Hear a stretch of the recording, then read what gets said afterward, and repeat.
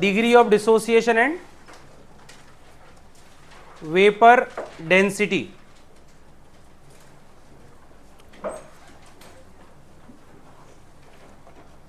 अभी आपको vapour density का कॉन्सेप्ट शायद थोड़ा बहुत याद रह गया होगा।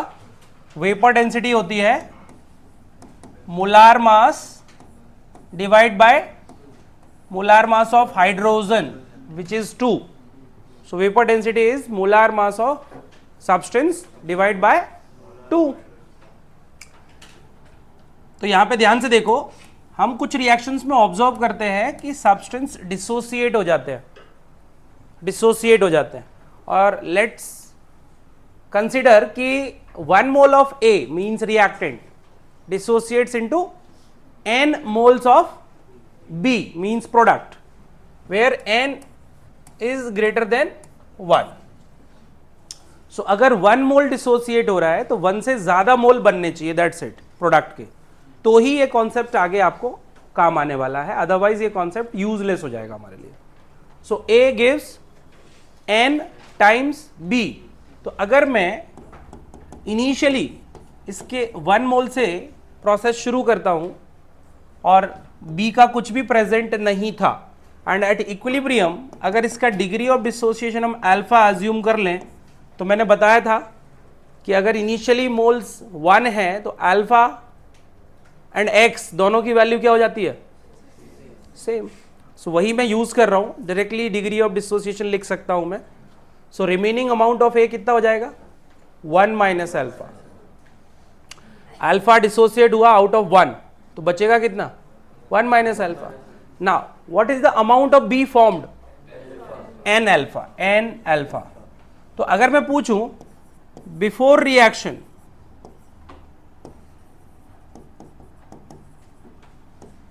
That is at t is equal to 0, मेरे पास इनिशियली कितने मोल्स थे, ओनली 1 जो हमने कंसिडर किया था।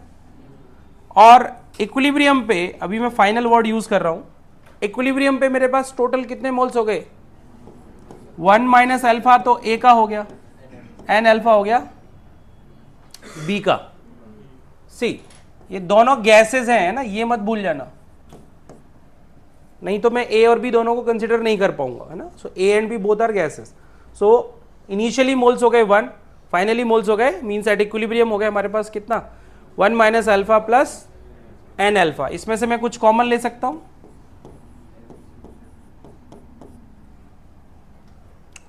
ऐसा ही कुछ होगा, 1 प्लस अल्फा n माइनस 1, ये क्या हो गया हमारे पास, moles at equilibrium.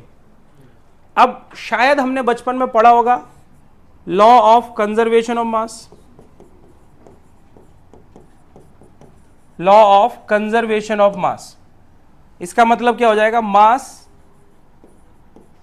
Eight T0 must be equal to mass at equilibrium. Initially जो मास रहेगा रिएक्शन मिक्सचर का या रिएक्टेंट का, उतना ही मास होना चाहिए इक्विलिब्रियम पे भी। मास can neither be created nor be conserved in a nor be destroyed, sorry conserved बोल रहा हूं, nor be destroyed in a process, in a chemical reaction. So mass same रहने वाला है। मास कैसे निकालते हैं, अगर आपको याद हो, number of moles into molar mass. तो initially we had only A, तो मोलार मास भी किसका लेंगे, A का। इक्विलिब्रियम पे वी हैव मिक्सचर, तो मोलार मास भी किसका होगा, mixture of A and B। अब मेरे पास जो वैल्यूज पता है वो रख दूंगा मैं, और मेरा आगे का कैलकुलेशन शुरू हो जाएगा। सो इनिशियली हमारे पास मोल्स हैं कितने, 1, molar mass of A means जो भी रिएक्टेंट रहेगा उसका मोलार मास ले लेंगे, इज इक्वल टू इक्विलिब्रियम पे मेरे पास जो मोल्स थे वो ये था 1 प्लस अल्फा n माइनस 1, और मोलार मास ऑफ मिक्सचर का मल्टीप्लीकेशन है इधर।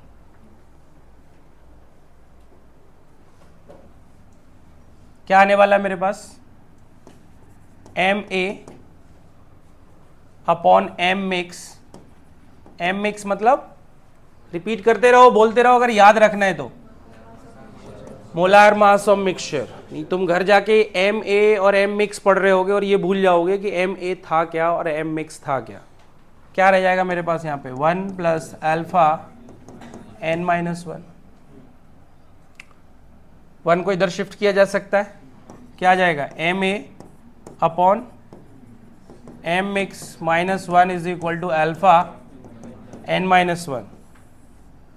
कोई प्रॉब्लम किसी को? एलसीएम ले सकते हैं लेफ्ट हैंड साइड में और n माइनस 1 को इधर पुश कर सकते हैं। क्या आएगा मेरे पास? मेरे पास आ जाएगा alpha is equal to M A minus M mix upon M mix times n minus 1। अभी सोचो अगर n की वैल्यू 1 हो गई तो क्या होगा? पॉसिबल है? तो ये कॉन्सेप्ट तभी एप्लीकेबल होगा जब भी 1 से एक्स्ट्रा मोल्स बनते हो, 1 से ज्यादा मोल्स बनते हो from 1 mole of the reactant, है ना। तो बस ये हो गया हमारे पास, बट पूरा नहीं हुआ। अभी हमें डिग्री ऑफ डिसोसिएशन को किससे रिलेट करना था? वेपर डेंसिटी से। तो वेपर डेंसिटी का रिलेशन क्या होता है मोलार मास के साथ, ये भी पता है अपने को, बस वो प्लेस कर दो। तो एम ए जहां पे लिखा है मैं लिख सकता हूं 2 times vapour density of reactant minus, इसको मैं लिख सकता हूं 2 times vapour density of mixture. 2 common लेके कैंसिल कर सकते हैं, तो मेरे पास कॉन्सेप्ट आ गया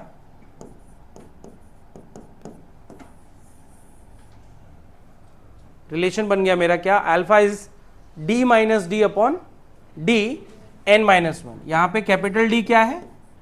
वेपर डेंसिटी किसकी? रिएक्टेंट की। और स्मॉल डी क्या है? ये भी वेपर डेंसिटी है बट किसकी? मिक्सचर की। Concept is done. अब एग्जामिनर कैसे कंफ्यूज करता है, कैसे रुलाता है, कैसे आपको परेशान करता है, तो वो आपको रिएक्टेंट और मिक्सचर ऐसा वर्ड यूज ना करके वो बोलता है थियोरेटिकल एंड ऑब्जर्व्ड। अगर वो थियोरेटिकल बात कर रहा है, मतलब थियोरेटिकल कह रहा है कुछ ही, मतलब वो रिएक्टेंट की बात कर रहा है, और ऑब्जर्व्ड अगर लिख रहा है वो, मतलब वो मिक्सचर की बात कर रहा है। मतलब थियोरेटिकल का मतलब हो गया अगर रिएक्टेंट ना टूटे तो, अगर सिर्फ रिएक्टेंट होता, बट ऐसा तो हो नहीं सकता। अगर प्रोसेस है, रिवर्सिबल है, तो रिएक्टेंट तो बी में कन्वर्ट होगा, प्रोडक्ट में कन्वर्ट होगा ही होगा। सो थियोरेटिकल अगर लिख रहा है मतलब रिएक्टेंट के लिए रेफर कर रहा है, और ऑब्जर्व लिख रहा है मतलब इक्विलिब्रियम पे जो आप ऑब्जर्व कर रहे हो उसके बारे में बात कर रहा है। तो इक्विलिब्रियम पे तो मिक्सचर होता है रिएक्टेंट एंड प्रोडक्ट का, ठीक है। तो आपको ये ध्यान रखना है कि n की वैल्यू 1 से बड़ी होनी चाहिए। अब तुमको इसमें वो कैसे और परेशान करता है, जैसे मैंने ये दिया PCl5 gives PCl3 plus chlorine, all substances are gases in this reaction. So for this reaction n की वैल्यू क्या है? 2. 1 mole of the reactant is giving you 2 moles of the gas. So 1 mole मुझे दे रहा है 2 mole, ये ध्यान रखना। मैं लिख दूं N2O4 gives 2NO2, क्या आएगा इसका n का value? 2. Again 1 mole of the reactant is giving you 2 moles of the product.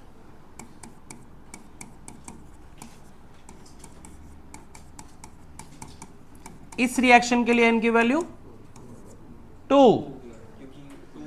2 moles of reactant are giving 4 moles of the product. मुझे चाहिए 1 मोल ऑफ रिएक्टेंट के रेस्पेक्ट में कितने मोल्स मिल रहे हैं, दैट इज n. सो अगर 2 के लिए मुझे 4 मोल्स ऑफ गैस मिल रहा है तो 1 से मुझे कितना मिलेगा? 2 मोल्स, ध्यान रखना। सो आप यहां मत देखो कि यहां पे 4 moles of the gas available हैं, ये ध्यान दो कि कितने मोल रिएक्टेंट के कंज्यूम हुए हैं। सो 2 मोल से 4 मोल मिल रहा है, मतलब 1 मोल से मिलेगा मुझे ओनली 2, तो n की वैल्यू होती है 2 फॉर दिस रिएक्शन, ठीक है। सो पूरा कॉन्सेप्ट एक बार फिर से सोच लो, जब तक विजुअलाइजेशन नहीं होगा मेमोरी नहीं बनती।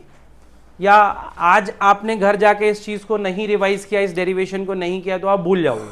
बेसिक चीज क्या थी, आंखें बंद करो और सोचो, I have taken a reaction जिसमें 1 मोल ऑफ रिएक्टेंट था गैस का, और उसके डिकम्पोजिशन से 1 से ज्यादा मोल्स प्रोडक्ट्स का मिल रहा था। अब डिग्री ऑफ डिसोसिएशन हमने ले रखी थी अल्फा, तो मैंने इनिशियली 1 मोल ऑफ ए से शुरू किया और degree of dissociation alpha consider करके क्या कर दिया, प्रोडक्ट बी के मोल्स पता कर लिया एट इक्विलिब्रियम, वो क्या थे, एन बी।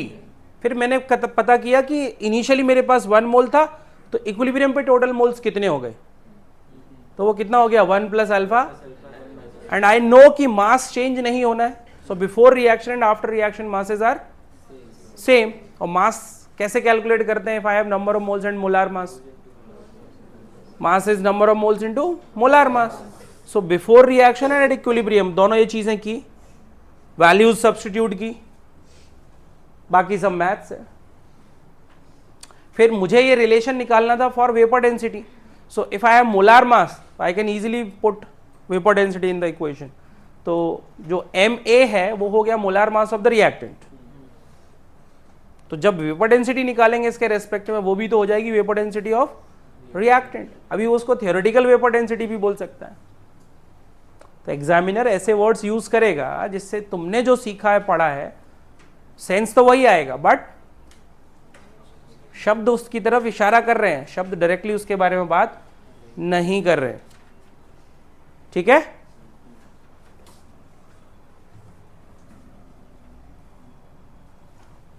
सो अब नए कॉन्सेप्ट पे जंप करते हैं।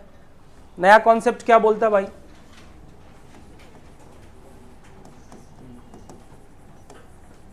ज्यादातर बच्चों को जो प्रॉब्लम आती है वो इसी पार्ट पे आती है, ज्यादातर बच्चों को, क्योंकि यहां से सोचने का काम शुरू हो जाता है, और सोचना सबके बस का नहीं होता, सोचना सबके बस का होता नहीं, बट फिर भी कोशिश करते हैं हम लोग, है ना।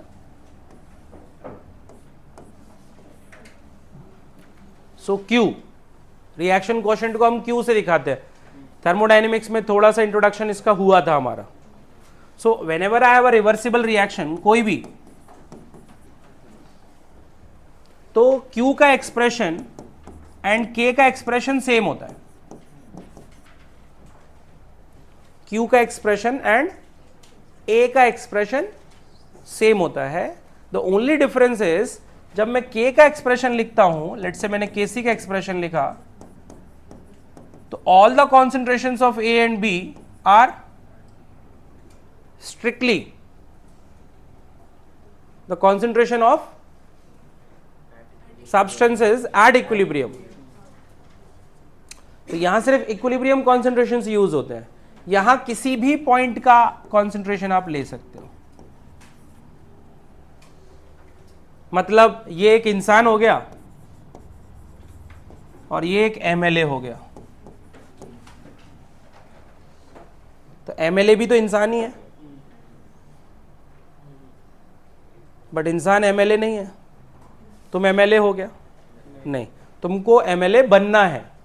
ऐसे ही Q को Kc के इक्वल होना है, Q को Kc के इक्वल होना है, Q को Kc के इक्वल होना है। तो Q एंड K उनका दोनों का डायमेंशन, दोनों का हर एक चीज सेम होता है for a given reaction. The only difference is in Kc we have the concentrations at equilibrium, और यहां at any moment and any extent during the reversible process. ठीक है, सो Q एंड K दोनों का एक्सप्रेशन कैसा है, सेम। कोई भी रिएक्शन उठा लो, मेन चीज छुपी है इसके एप्लीकेशन में। ये हम कर क्यों रहे हैं, ये हमने बनाया क्यों, K तो ठीक है सर इक्विलिब्रियम था, Kc की जरूरत पड़ेगी अपने को, बट Q का इंपॉर्टेंस क्या है हमारे लिए, तो मेन चीज है एप्लीकेशन। यहां से आपको सोचना शुरू कर देना है बेटा, रिएक्शन कोशेंट का एप्लीकेशन क्या है। तो जब आपने रिएक्शन लिखी A गिव्स B और इसका Q का एक्सप्रेशन लिखा, जब मैं क्वेश्चन में, जब मैं डेटा दिया जाएगा और मैं क्वेश्चन में जाऊंगा और मैं देखूंगा Q की वैल्यू ये आई, जो भी आई, कुछ तो देगा डेटा, तो Q का कुछ ना कुछ वैल्यू आना है। I will compare that Q with K. On comparing Q with K, we can predict the direction of process. Direction predict कर सकते हैं, रिएक्शन किस डायरेक्शन में जा रही है इफेक्टिवली. फॉर एग्जाम्पल मेरे पास है, एंड एट एनी मोमेंट मैंने जब स्टडी किया और मुझे पता चला के की वैल्यू बड़ी है किससे, क्यू से, मीन्स क्यू छोटा है, तो मैंने जब स्टडी किया एट दैट टाइम ये रेशो छोटा है किससे, जितना होना चाहिए, जितना होना चाहिए टू अटेन इक्विलिब्रियम. मैं यहां मार्किंग कर देता हूं ई की. So my ratio is smaller than the ratio that should be at equilibrium. और क्योंकि कोई भी रिवर्सिबल प्रोसेस का जो अल्टीमेट गोल होता है वो क्या होता है, इक्विलिब्रियम अचीव करना. मतलब मुझे इक्विलिब्रियम चाहिए तो क्यू की वैल्यू बढ़ा के कहाँ लानी है, और क्यू की वैल्यू बढ़ सकती है कब, जब ये रेशो बढ़े. और ये रेशो बढ़ सकता है कब, जब कॉन्सेंट्रेशन ऑफ बी बढ़ जाए, कॉन्सेंट्रेशन ऑफ ए कम हो जाए. समझ रहे हो ना. अब बी को बढ़ना है और ए को कम होना है, ऐसा पॉसिबल है सिर्फ फॉरवर्ड डायरेक्शन की रिएक्शन में. To attain equilibrium, if I want to increase the value of Q, I have to increase the concentration of B and decrease the concentration of A. Clear? So मुझे forward direction में process को shift करना है. This is an application of Q. है ना. अब इसको मैं डिटेल में नेक्स्ट पेज पे लिख देता हूं. So मेरे पास यहां बेसिकली 3 केसेस बनते हैं. Case 1, if Q is found to be less than K. हमने जिस पॉइंट पे रिएक्शन को स्टडी किया तो Q की कुछ ना कुछ वैल्यू आएगी, और वो इक्विलिब्रियम कांस्टेंट से अगर छोटी हुई, स्मॉलर हुई, तो क्या सोचना है अभी, if Q is less than K, क्या सोचोगे अभी,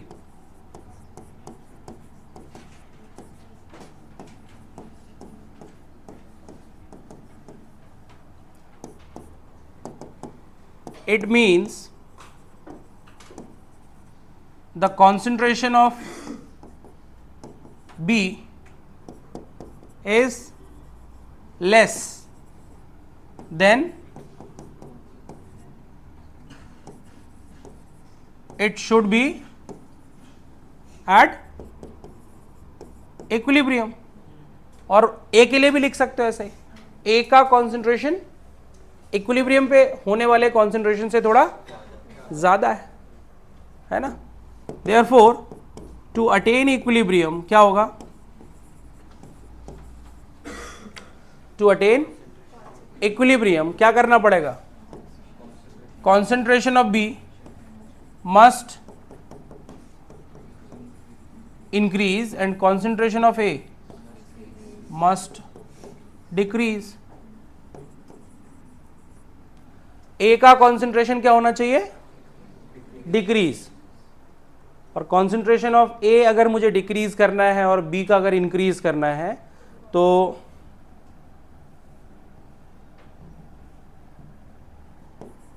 मतलब आप जब लिखते हो ए गिव्स बी, तो मैं इस तरीके से अपने माइंड में मतलब चीज़ें याद रखने के लिए बनाता था. मतलब ऐसा कोई स्पेशल या स्टैंडर्ड रिप्रेजेंटेशन नहीं है, बट मैंने क्या किया, ये कब पॉसिबल होगा, जब रिएक्शन, तो मैं फॉरवर्ड का एरो बड़ा बना लेता था. इससे मुझे याद आ जाता था कि इस केस में फॉरवर्ड रिएक्शन की रेट ज्यादा है किससे, बैकवर्ड रिएक्शन से. सो ऐसा नहीं है कि बैकवर्ड रिएक्शन अभी हो नहीं रही, बट कौन सा ज्यादा रेट से हो रहा है, फॉरवर्ड वाला. So rate of forward reaction is greater then rate of backward reaction. So rate of forward ज्यादा होने का मतलब है रिएक्टेंट कंज्यूम ज्यादा हो रहा है, बन कम रहा है. इफेक्टिवली रिएक्टेंट कंज्यूम हो रहा है. मान लो कंज्यूम हुआ उसका 10 मोल, और रिवर्स रिएक्शन में बना सिर्फ 8 मोल्स, तो इफेक्टिवली कितना कंज्यूम हो गया? 2 mole. That's how we process this thing, ठीक है। So if Q is less than K, RF will be greater than RB, therefore reaction is going on in forward direction effectively। ये मत भूल जाना, नहीं तो पूरा सेंटेंस रॉन्ग हो जाएगा। किस डायरेक्शन में जा रहा है? इफेक्टिवली फॉरवर्ड में जा रहा है इफेक्टिवली, फॉरवर्ड में जा रहा है इफेक्टिवली, फॉरवर्ड में जा रहा है इफेक्टिवली। इफेक्टिवली का मतलब और वेटेज समझना, अगर 10 मोल्स ऑफ रिएक्टेंट कंज्यूम हो रहे हैं, वापस सिर्फ 8 मोल्स बन रहे हैं, तो effectively 2 moles of A consume हो गए। ऐसे ही बी के लिए भी लिख सकते हो, बी बन रहा है let's say 5 mole, but consume हो रहा है सिर्फ 3 मोल्स। सो इफेक्टिवली बी का अमाउंट क्या हो रहा है? बढ़ रहा है। इस पूरी चीज को हम लोग बोलते हैं फॉरवर्ड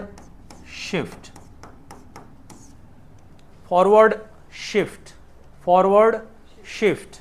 और फॉरवर्ड मतलब लेफ्ट टू राइट। तो जो प्रोसेस आपको दिख रही है रिवर्सिबल, वो इफेक्टिवली किस डायरेक्शन में बढ़ रही होगी? राइट डायरेक्शन में, राइट शिफ्ट, फॉरवर्ड शिफ्ट। तो मुझे सिर्फ इतना देखना है और ये कंक्लूड कर लेना है, और उसके पीछे का साइंस यहां पे लिखा हुआ है। क्वेश्चन सॉल्व करने के लिए मुझे साइंस की जरूरत नहीं है, मुझे सिर्फ ये देख के क्लू मिल जाएगा कि फॉरवर्ड डायरेक्शन में जानी है। So whenever Q is observe to be less than K, reaction will be moving in forward direction. अब इसका ऑपोजिट आप खुद कर सकते हो, केस 2 आप खुद से बना सकते हो, आई होप, है ना। If Q is greater than K, तो you have to write it yourself, है ना। केस 3, व्हेनेवर वी फाइंड कि Q is equal to K, इसका क्या मतलब हुआ? Process has already attained the equilibrium।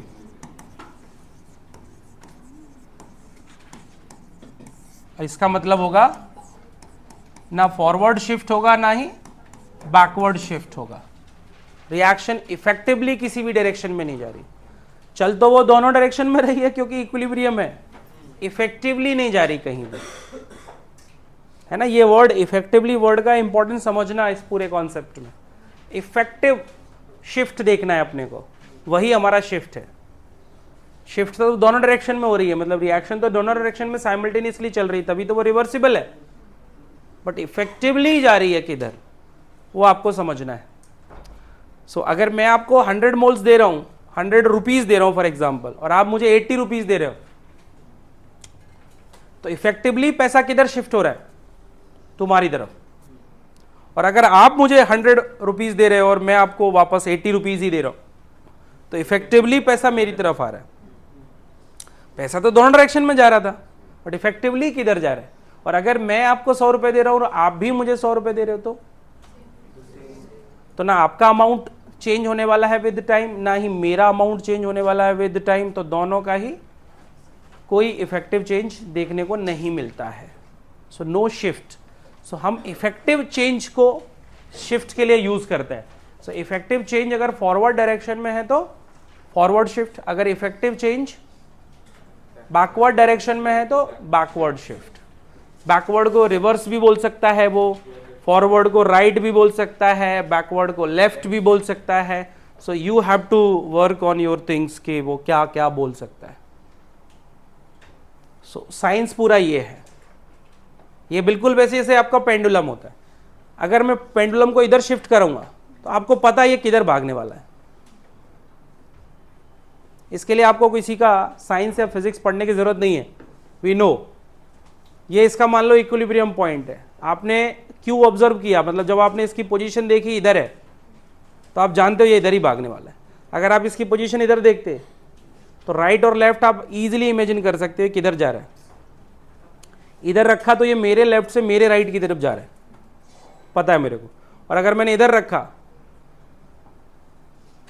तो मेरे राइट से मेरे लेफ्ट की तरफ जा रहा है, बट सबका एम वही है। तो आप किसी भी प्रोसेस को, रिवर्सिबल प्रोसेस को कहीं भी ऑब्जर्व करो, आएगा तो इक्विलिब्रियम ही, ये मत भूल जाना, है ना। तो सारे रास्ते ऊपर वाले की तरफ जाते हैं आदमी के, रिवर्सिबल प्रोसेस के सारे रास्ते इक्विलिब्रियम की तरफ जाते हैं। तो उनका मोक्ष यही है, इक्विलिब्रियम। और इक्विलिब्रियम मिलने के लिए ही ये इतनी मेहनत किया कि बी का जो कॉन्सेंट्रेशन है वो इंक्रीज कर रहे हैं और ए का डिक्रीज कर रहे हैं। ये सेकंड केस आपको इलैबोरेट करना है, मैं नहीं करूंगा। अब पिक्चर में आते हैं इस फिल्म के सबसे बड़े गुंडे।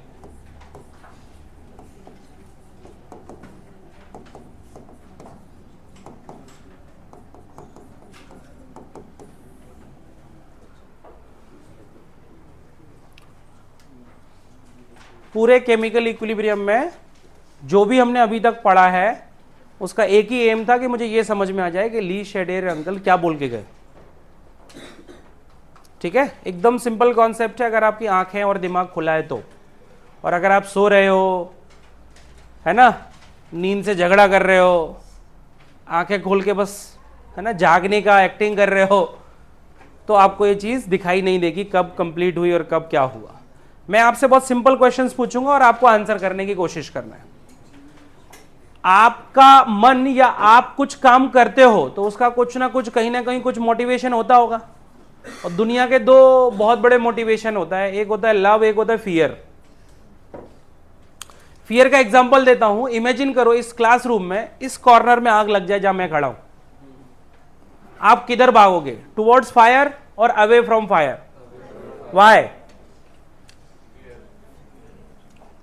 फियर ना। अब थोड़ा इसको, है ना, रिवाइंड करते हैं पूरी प्रोसेस को। यहां पे आग लगी, आग लगना इज अ चेंज। अगर आप उस फायर के कांटेक्ट में आए तो जल जाओगे। ये है हमारा इफेक्ट ऑफ दैट चेंज। आग लगी इज अ चेंज, आग से जल जाओगे, it is a effect of change. तो आप जलना पसंद करते हो या जलने से बचना चाहते हो? तो आप किधर भागोगे? टुवर्ड्स फायर और अवे फ्रॉम फायर? क्यों? Yes, you will run away from fire. Why? Because you want to reduce the fire or the effect of fire? हाँ, इतना समझ गए तो आप ये कॉन्सेप्ट समझ गए। बच्चा फायर बुझाने को लग जाता है, मुझे फायर से कुछ नहीं करना, फायर तो लगी हुई है भाई, मुझे खुद को बचाना है, तो खुद को बचाने की मेहनत करो। ये है ली शेडेरियस प्रिंसिपल। अच्छा चलो, यहां आग लगी थी, तुम इससे दूर भागे। अब मान लो मेरी पॉकेट में 2-2 हजार, अरे ये तो बंद हो गए, 500-500 के नोट की गड्डियां होती और मैं ऐसे रुमाल निकालता और पैसे गिर पड़ते इधर। अब तुम किधर भागोगे? किधर भागोगे? पैसे से दूर की तरफ या पैसे की तरफ? यही होगा ना। मान लो तुम बाहर निकलो और ऐसा बिल्डिंग से नोट बरस रहे हैं, तो तुम ट्रैफिक का चिंता नहीं करेगा, क्या करोगे? बैग का चेन खोलेगा ये करने वाले हो। तो इफेक्ट क्या था इस केस में? पैसे गिरना या पैसे दिखाई दे गए अपने को, है ना, है ना। इस नहीं सॉरी, ये तो चेंज हो गया। चेंज का इफेक्ट क्या होगा? मन में लालच, मन में लड्डू फूटा कि पैसा होगा तो 10,000 का नाइकी का शूज पहन पाएगा, है ना। तो ये जो चेंज था ये आपको मोटिवेट करेगा पैसे उठाने के लिए। Because your mind knows the value of money, है ना।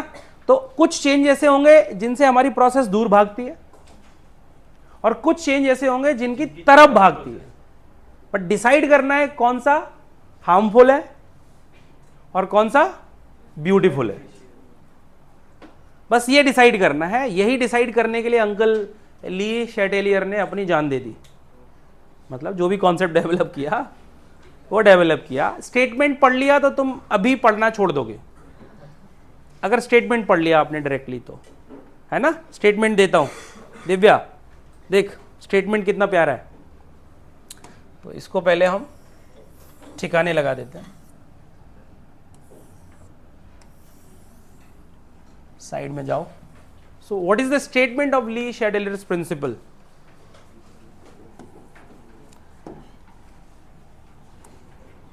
When a reversible process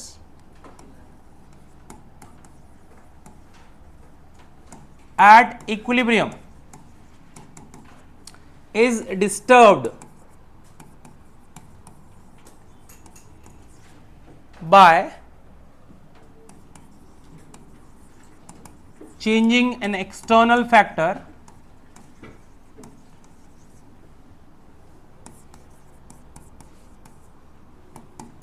it shifts in the direction in which the effect of change is nullified or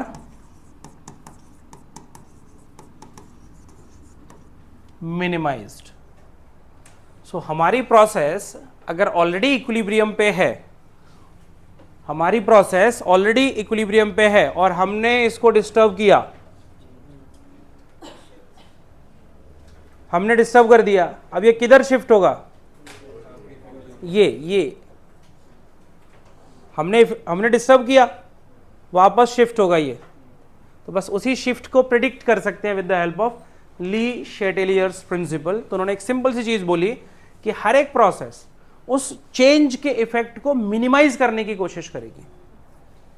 आग लगी तो आग से कम जलो, ऐसी डायरेक्शन में भागने वाले हो। पैसा मिला तो जो लालच आएगा वो लालच को कम करना है तुमको। वो कब शांत होगी? भूख कब शांत होगी? जब तुम खाना पैसा लूट लोगे तभी शांत होगी। अगर पैसा नहीं लूटा, रोड पे पड़ा था आपने पैसा नहीं लूटा, तो समझ गए ना। तो हम क्या काम कर रहे होंगे जिस प्रोसेस में उस चेंज का इफेक्ट क्या हो जाए? कम से कम हो, जीरो ही हो जाए। अब जीरो तो हो नहीं सकता हर चीज का इफेक्ट। सो या तो नलीफाई करोगे या मिनिमाइज करोगे। बस यही है ली शैटेलियर्स प्रिंसिपल। मैं फिर से बोल रहा हूं, चीजों को एकदम क्लियरली अलग रख देना। चेंज अलग चीज है, इफेक्ट ऑफ चेंज अलग चीज है। तो हम क्या कोशिश कर रहे हैं? किसको मिनिमाइज कर रहे हैं? चेंज को या इफेक्ट ऑफ चेंज को? तो क्लियरली देख लेना, चेंज को मिनिमाइज करने में लग जाते हैं बच्चे। चेंज को मिनिमाइज नहीं करना है, इफेक्ट ऑफ चेंज को मिनिमाइज करना है। अब यहां मैंने जब इक्विलिब्रियम के कैरेक्टरिस्टिक्स पढ़ाए थे तो वहां पे क्लियर लिखा था कौन कौन से फैक्टर्स अफेक्ट करते थे।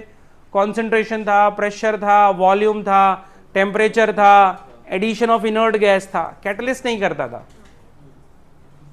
कैटलिस्ट नहीं करता था।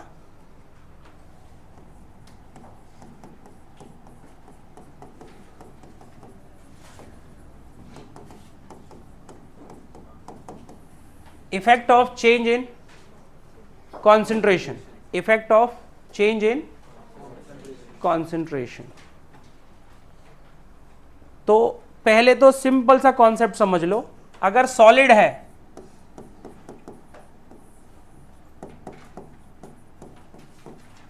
इग्नोर कर दो, because you know for solid activity is taken as 1। तो सॉलिड है तो इग्नोर कर दो, देखना भी नहीं है। नहीं तुम सोचने लग जाते हो सॉलिड है, फिर भी तुमने देखा सर आपने बोला था रिएक्टेंट का अमाउंट बढ़ाते हैं तो फॉरवर्ड शिफ्ट होता है। बिल्कुल बोला था, बट सॉलिड का एक्टिविटी 1 होता है, ये भी तो बोला था। वो कौन याद रखेगा?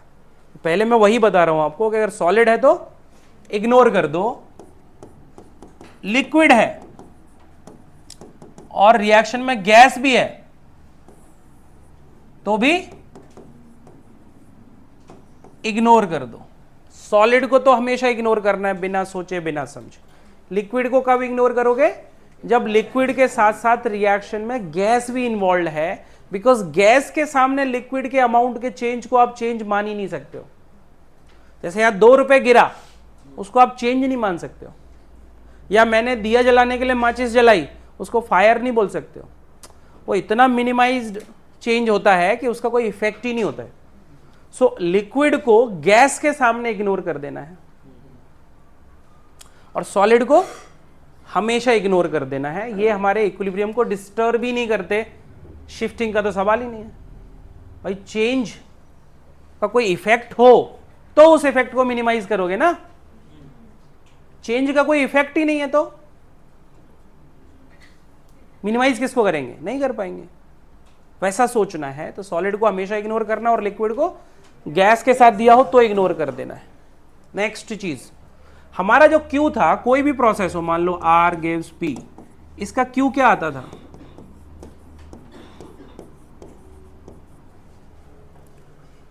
कुछ ऐसा, प्रोडक्ट का कॉन्सेंट्रेशन अपॉन रिएक्टेंट का कॉन्सेंट्रेशन। अब कोई बच्चा आया और इस कंटेनर में जिसमें ये रिवर्सिबल रिएक्शन चल रही थी, इक्विलिब्रियम मिला था, R और P एक साथ थे यहाँ पे कंटेनर में, मैंने आके P और मिक्स कर दिया उसके अंदर। P मिक्स कर दिया। बच्चे शरारती होते हैं, कुछ भी करते हैं। तो कोई बच्चा आया और देखा यहाँ पे P रखा हुआ है, प्रोडक्ट ऐड कर दिया। तो यहाँ केस 1 क्या आएगा? When concentration of product is increased. ध्यान से देखना, बहुत प्यारा और सिंपल कॉन्सेप्ट है, सिर्फ सोचने भर के लिए। अगर आप प्रोडक्ट का कॉन्सेंट्रेशन बढ़ाओगे तो Q की वैल्यू क्या हो जाएगी? अब Q की प्रोसेस पहले से इक्विलिब्रियम पे थी, मतलब पहले जो था वो ऐड करने के पहले Q और K दोनों भाई भाई थे, दोनों इक्वल थे। अब अचानक तुमने क्या कर दिया? P का अमाउंट बढ़ा के Q की वैल्यू बढ़ा दी। अब Q अगर K से बड़ा हो जाएगा तो कौन सा शिफ्ट देखने को मिलता है? Backward shift. Q becomes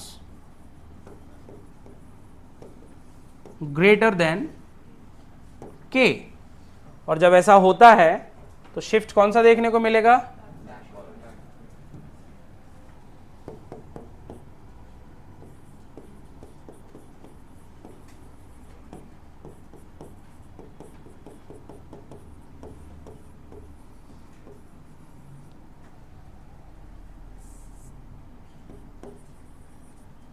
Backward shift is observed, that is to attain equilibrium क्या होना शुरू हो जाएगा? कॉन्सेंट्रेशन ऑफ B कम होने लगता है और कॉन्सेंट्रेशन ऑफ A बढ़ने लगता है, क्योंकि Q को वापस से K के इक्वल होना है। तो जब भी Q बड़ा होगा K से तो Q की वैल्यू को कम करना है मेरे को, और Q की वैल्यू को कम करने का एक ही तरीका है, और वो क्या है? B को कम करना और A को बढ़ाना। अब इस चीज को ग्राफ में भी ऑब्जर्व कर सकते हैं। कैसे?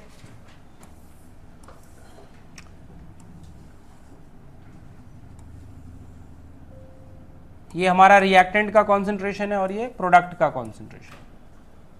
ध्यान से देखना, ये ग्राफ समझ में नहीं आते बुक्स में ड्रॉ देखोगे या तुम है ना कहीं क्वेश्चन में देख रहे हो तो।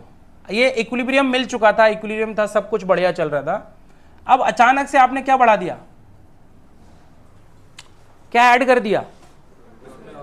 प्रोडक्ट ऐड कर दिया। प्रोडक्ट ऐड कर दिया मतलब आपने क्या कर दिया? जो P का अमाउंट था वो अचानक से शूट कर गया एट इंस्टेंट, है ना, एट एन इंस्टेंट, क्योंकि आपने अचानक डाला ना, धीरे धीरे तो डाला नहीं है, आए आपने डाल दिया। तो मैं क्या बोलूंगा? At that moment concentration of P क्या हो गया? बढ़ गया। अब क्योंकि इक्विलिब्रियम अचीव करना है तो होना क्या है? अभी B यानी कि प्रोडक्ट का अमाउंट कम होने लगेगा और रिएक्टेंट का अमाउंट बढ़ने लगता है टू अटेन इक्विलिब्रियम बैक। तो होगा क्या? P यानी प्रोडक्ट का अमाउंट क्या होने लगता है? और कम होके अगेन भागना तो किसकी तरफ है, और रिएक्टेंट का अमाउंट बढ़ के, तो पहले जो इक्विलिब्रियम कांस्टेंट्स का कांस्टेंट की वैल्यू थी वो इन दोनों के कॉन्सेंट्रेशन से निकालते थे। अब तो मान लो पहले ये 3 और 6 थी, है ना, अब मान लो ये हो जाएगी 8 एंड 4, तो k की वैल्यू पे कोई फर्क नहीं पड़ता, k की वैल्यू पे फर्क नहीं पड़ता। मैं यहां b और a हटा रहा हूं क्योंकि अपन p और r यूज कर रहे थे ना, तो उसी सेंस में आगे बढ़ते हैं। तो कॉन्सेंट्रेशन ऑफ प्रोडक्ट मैंने अचानक से बढ़ाया, बढ़ गया, लेकिन to attain the equilibrium back क्या करना पड़ेगा मुझे, अभी उस प्रोडक्ट को कंज्यूम कराना है और रिएक्टेंट को बनाना है ना। तो ये कौन सा शिफ्ट देखने को मिल रहा है मेरे को यहां पे, बैकवर्ड शिफ्ट में प्रोडक्ट का अमाउंट कम होता है और रिएक्टेंट का बढ़ता है। तो ग्राफ कैसा आ जाता है इस केस में, So if I am increasing the concentration of what product, कौन सा शिफ्ट देखने को मिलेगा, concentration of product will decrease, reactant का will increase, but initial से कंपेयर करोगे तो दोनों ही ज्यादा मिलेंगे क्योंकि आपने ऐड किया हुआ है ना, एक मतलब इनिशियल पहले वाले इक्विलिब्रियम से कंपेयर करोगे तो दोनों ही ज्यादा मिलते हैं, बट रेशियो डिस्टर्ब नहीं होता उनके कॉन्सेंट्रेशंस का। इसी को बोलते हैं कि they are running towards equilibrium. अब इसका उल्टा कर लो, सेकंड केस,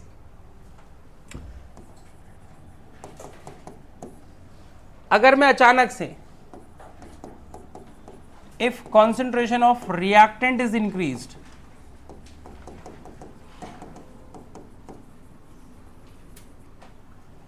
अब क्या होगा, फिर से Q का एक्सप्रेशन तो यही था, अगर मैंने रिएक्टेंट का कॉन्सेंट्रेशन बढ़ा दिया है Q की वैल्यू कम हो जाने वाली है, Q becomes less than K,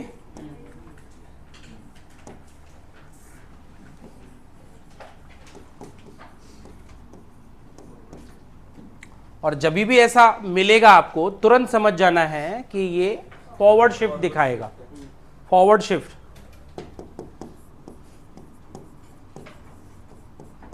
और फॉरवर्ड शिफ्ट का मतलब होता है कौन इफेक्टिवली कंज्यूम हो रहा है, रिएक्टेंट, और कौन इफेक्टिवली बन रहा है, product. So concentration of reactant क्या होगा, कम, एंड कॉन्सेंट्रेशन ऑफ प्रोडक्ट बढ़ेगा। इसमें भी मैं अगर ग्राफ के हिसाब से सोचना शुरू करूं तो लेट्स से मेरा ये प्रोसेस ऑलरेडी इक्विलिब्रियम में था, कोई आया और अचानक रिएक्टेंट का अमाउंट बढ़ा दिया, और रिएक्टेंट का अमाउंट बढ़ा दिया, अब क्या होने वाला है, जिसको बढ़ाया है वो खत्म होने लगता है, बात खत्म, बहुत सिंपल है। प्रोडक्ट को बढ़ाओगे तो वो कंज्यूम होने लगता है, रिएक्टेंट को बढ़ाओगे तो रिएक्टेंट कंज्यूम होने लगता है। अभी प्रोडक्ट के कंज्यूम होने का मतलब होता है बैकवर्ड शिफ्ट, और रिएक्टेंट के कंज्यूम होने का मतलब होता है फॉरवर्ड शिफ्ट, एकदम सिंपल कॉन्सेप्ट है। सो होगा क्या, अभी रिएक्टेंट का अमाउंट और प्रोडक्ट का अमाउंट इंक्रीज होगा, फिर से रेशियोज मेंटेन रहते हैं। अल्टीमेटली जब इक्विलिब्रियम मिलेगा तो प्रोडक्ट और रिएक्टेंट के अमाउंट्स का जो ओवरऑल वैल्यू है, कॉन्सेंट्रेशंस का रेशियो है, वो K की जो वैल्यू उसी के इक्वल हो जाने वाला है। तो यहाँ पे हमारे पास प्रोडक्ट था, यहाँ पे हमारे पास था रिएक्टेंट। तो अगर आपने रिएक्टेंट का अमाउंट बढ़ाया है तो फॉरवर्ड शिफ्ट, प्रोडक्ट का अमाउंट बढ़ाया है तो backward shift, forward shift, backward shift. Forward shift मतलब रिएक्टेंट कंज्यूम हो रहा है, बैकवर्ड शिफ्ट मतलब प्रोडक्ट कंज्यूम हो रहा है, फॉरवर्ड शिफ्ट मतलब प्रोडक्ट बन रहा है, बैकवर्ड शिफ्ट मतलब रिएक्टेंट बन रहा है। तो ऐसा बोलोगे बार बार तो माइंड आपका उस चीज को एक्सेप्ट करेगा। एक बार बोल देने से, एक बार लिख लेने से, एक बार पढ़ लेने से हमारा माइंड एक्सेप्ट नहीं कर पाएगा चीजों को। सो इसी चीज को बोलते हैं training. You have to train your mind, simple, train your mind to think according to the concept. We cannot change the concept because हर एक चीज experimentally प्रूव्ड है। सो पहले हमको सीखना है।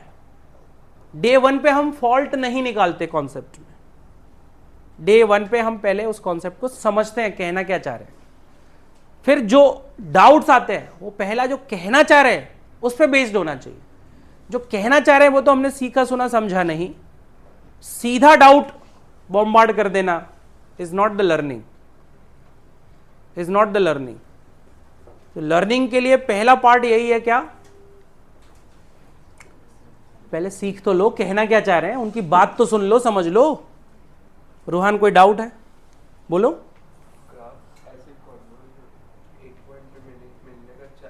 मिलेगा, मिलेगा नहीं, कहीं भी नहीं मिलेगा, पैरेलल हो जाना है ना उसको। क्या बोल रहे हैं? अगर आपने रिएक्टेंट ऐड किया है तो रिएक्टेंट कंज्यूम होगा, प्रोडक्ट बनेगा, तो प्रोडक्ट ऐसे क्यों आएगा? क्या बोल रहे हो? बनेगा, बनने का मतलब तो कंसंट्रेशन बढ़ना होता है। ऐसे ही पैरेलल, ऐसे ही वर्ड लगाने की क्या जरूरत है, बस पैरेलल हो जाएगा एक टाइम के बाद। ऐसे ही पैरेलल नहीं हो जाएगा, लोगों की जिंदगी खत्म हो गई।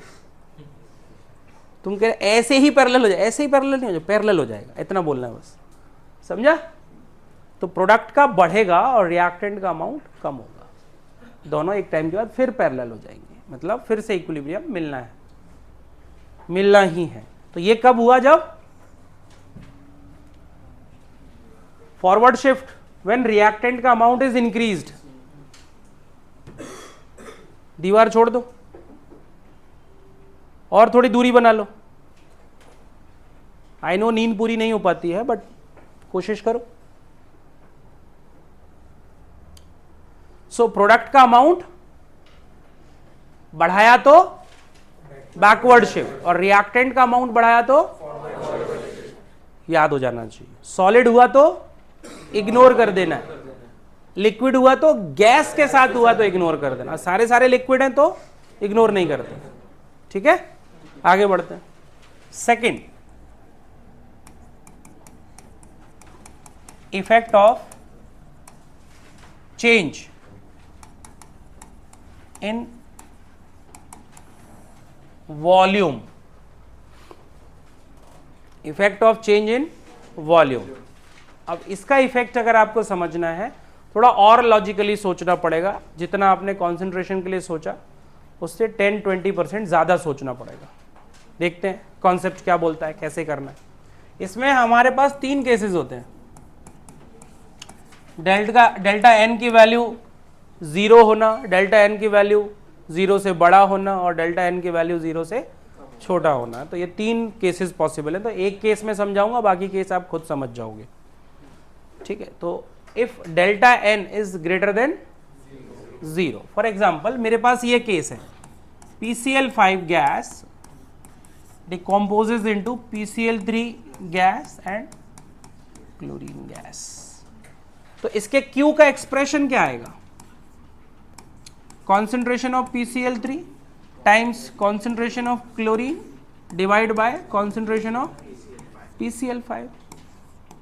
And now concentration of PCl5 means number of moles of PCl3, number of moles of PCl3 divided by volume. Same चीज क्लोरीन के लिए।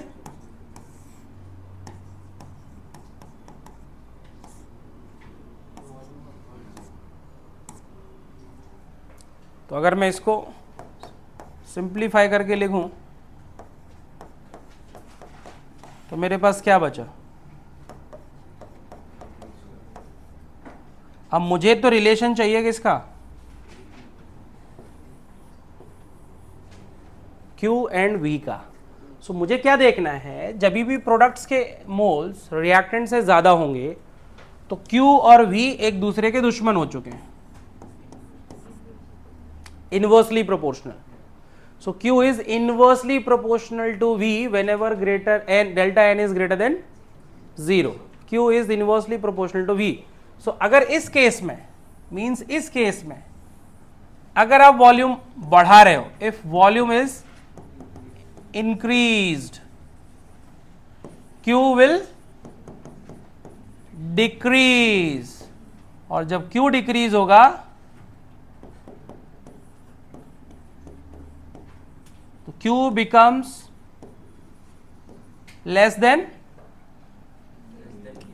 K, और जैसे ही Q छोटा हो गया K से तो एक शिफ्ट देखने को मिलता है जो मैं पहले ही बता चुका हूं।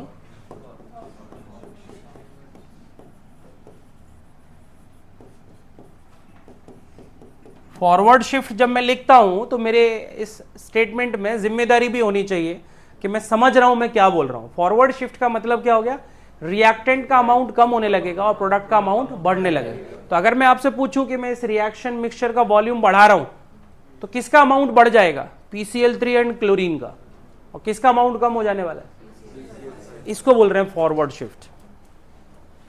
अभी इसका ऑपोजिट केस 2, अब मैं ज्यादा इलेबोरेट नहीं करूंगा, सीधा लिखूंगा। So whenever you observe delta N is less than 0, मैं एग्जाम्पल नहीं दूंगा, Q will be directly proportional to V आएगा, आप करके देख लेना, मेरी मत सुनना कुछ भी। Q is directly proportional to V। So अगर इस केस में वॉल्यूम बढ़ाओगे, इफ वॉल्यूम इज इंक्रीज्ड तो Q विल ऑल्सो इंक्रीज, और Q इंक्रीज होने का मतलब है बेटा Q बिकम्स ग्रेटर,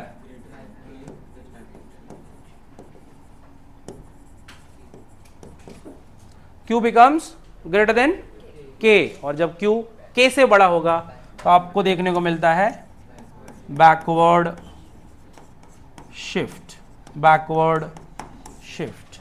और जब मैं बोलता हूं बैकवर्ड शिफ्ट तो अगेन रिस्पॉन्सिबिलिटी होनी चाहिए कि I am understanding what I am saying. So backward shift एक वर्ड है सिर्फ, बट उसके पीछे का मीनिंग क्या है, that product is consuming and reactant is forming. Effectively concentration of product is decreasing and concentration of reactant is increasing. सिर्फ backward shift forward shift से सेंस नहीं बनेगा, ध्यान रखना। तो आप कितना भी रट लो घर जाके, क्वेश्चंस नहीं बनेंगे if you are not knowing the actual meaning behind the words you are using. Clear? So forward shift means product consume हो रहा है और प्रोडक्ट बन रहा है, रिएक्टेंट कंज्यूम हो रहा है। और बैकवर्ड शिफ्ट का मतलब क्या है, रिएक्टेंट्स बन रहे हैं, प्रोडक्ट कंज्यूम हो रहा है। और जब भी केस 3 भी आएगा पिक्चर में भाई, जब भी डेल्टा एन की वैल्यू 0 होगी, Q is independent of V, और जैसे ही Q इंडिपेंडेंट हो गया V के, तो आप नो मैटर वॉल्यूम को कितना बढ़ा रहे हो कितना कम कर रहे हो, Q चेंज नहीं होता, मतलब इक्विलिब्रियम डिस्टर्ब ही नहीं होगा। और जब डिस्टर्ब ही नहीं होगा तो शिफ्टिंग का तो मतलब सवाल ही नहीं है। चेंज ही नहीं हो रहा तो चेंज के इफेक्ट को नलीफाई कैसे करोगे। So Q is independent of V, therefore equilibrium does not disturb। अब जब डिस्टर्ब ही नहीं हुआ तो शिफ्टिंग का तो सवाल ही नहीं है। सो बहुत सिंपल है, इसको अगर मैं एक सेंटेंस में समराइज करूं वो भी पॉसिबल है। देखो भाई, इस पूरी चीज को मैं एक सेंटेंस में समराइज कर सकता हूं।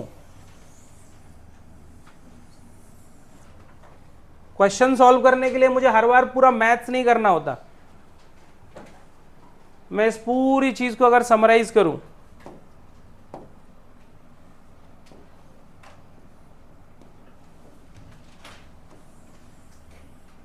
तो मैं बोल सकता हूं,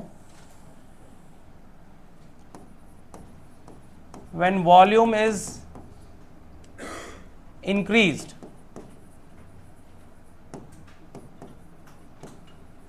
process shifts in the direction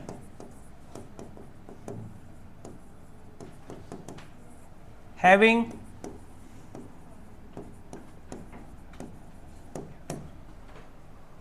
forget about case 1, 2, 3. Remember this one statement. So when volume is increased, process shifts in the direction having greater volume. So आपको जस्ट ये ऑब्जर्व करना है कि किस डायरेक्शन में वॉल्यूम ज्यादा है, बात खत्म।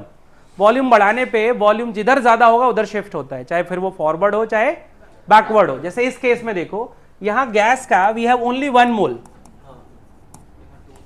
यहां गैस के 2 मोल्स हो गए। अब खुद अपने, है ना, दिल पे हाथ रखो और सोचो और पूछो अपने आप से कि 1 मोल गैस का वॉल्यूम ज्यादा होगा या 2 मोल्स गैस का?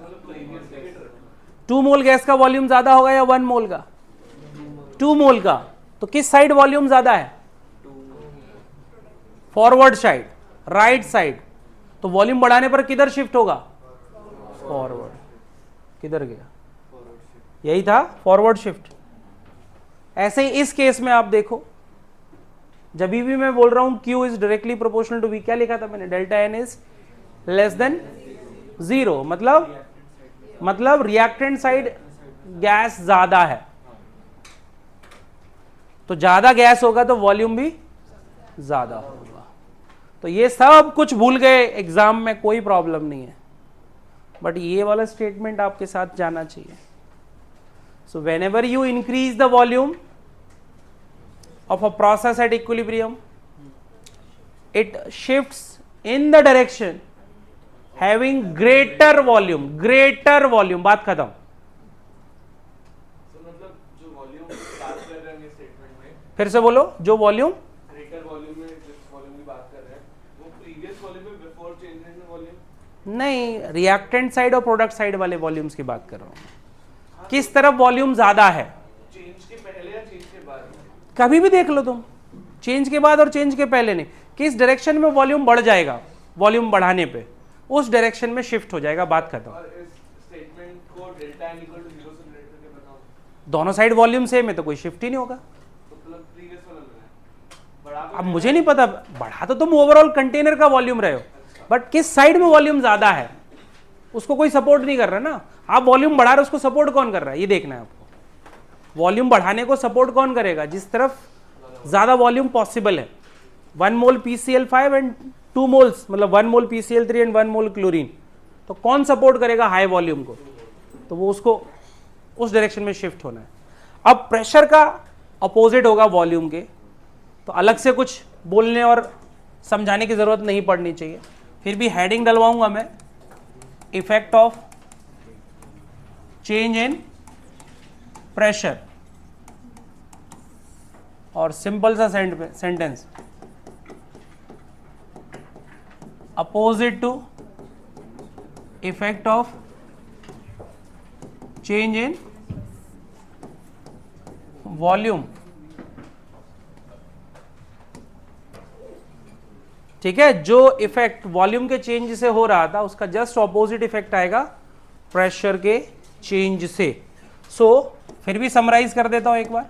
अगर डेल्टा N 0 है तो मैं बोलूंगा नो इफेक्ट ऑफ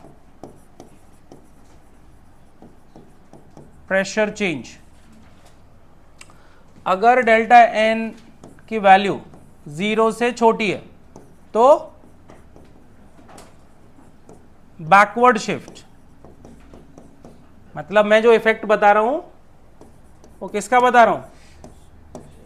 अगर मैं प्रेशर बढ़ा रहा हूं तो प्रेशर बढ़ाने पे डेल्टा N 0 हुआ तो कोई शिफ्ट देखने को नहीं मिलता। अगर डेल्टा N की वैल्यू, उल्टा लिख दिया क्या?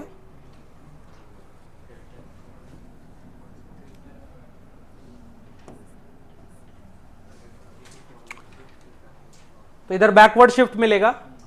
और अगर डेल्टा N की वैल्यू छोटी है 0 से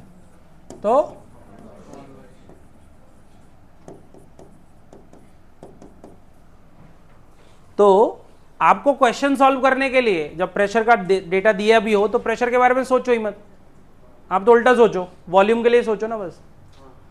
अगर मैं प्रेशर बढ़ा रहा हूं मतलब वॉल्यूम कम कर रहा हूँ, तो जब वॉल्यूम बढ़ाने पे उधर शिफ्ट हो रहा था जहां वॉल्यूम ज्यादा था, तो वॉल्यूम कम करने पे किधर शिफ्ट होगा? जहां वॉल्यूम कम होगा। सिंपल एकदम। अब जैसे मैं आपको क्वेश्चन दे रहा हूं, आप मुझे बताना प्रेशर बढ़ाने पर किधर शिफ्ट होगा या वॉल्यूम बढ़ाने पर किधर शिफ्ट होगा। तुम खुद ही बता दोगे, मुझे ज्यादा कुछ करने की जरूरत नहीं पड़ेगी। जैसे पहले PCl5 वाला ही एग्जांपल ले लो।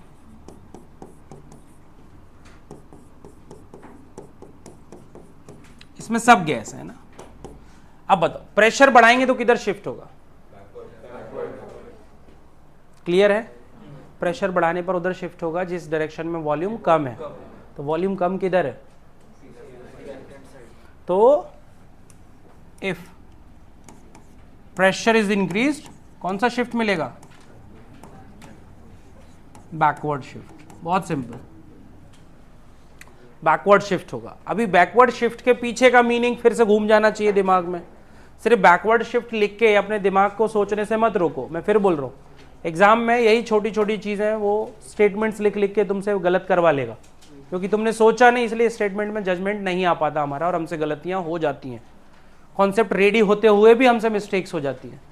सो प्रेशर बढ़ाएंगे तो बैकवर्ड शिफ्ट। चलो अब तुम लोग थोड़ा सा खेलूं तुम्हारे साथ, खेल लेते हैं। चलो अब बताओ प्रेशर बढ़ाने पर किधर शिफ्ट होगा?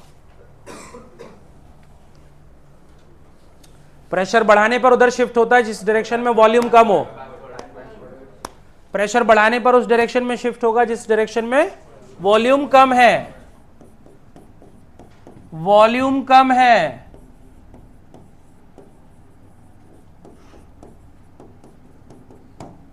तो मेरे तारे जमीन पर वाले, क्या नाम था उस हीरो का, बच्चे का? ईशान अवस्थी। तो मेरे ईशान अवस्थी वॉल्यूम किसका ज्यादा होता है, आइस का या पानी का?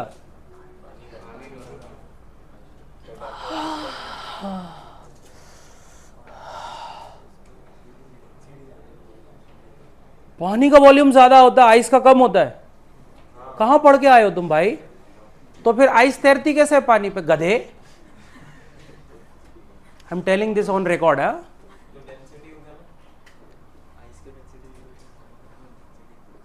तू जो बोल रहा है पहले खुद सोच और फिर आ मेरे पास, जबरदस्ती मत कर।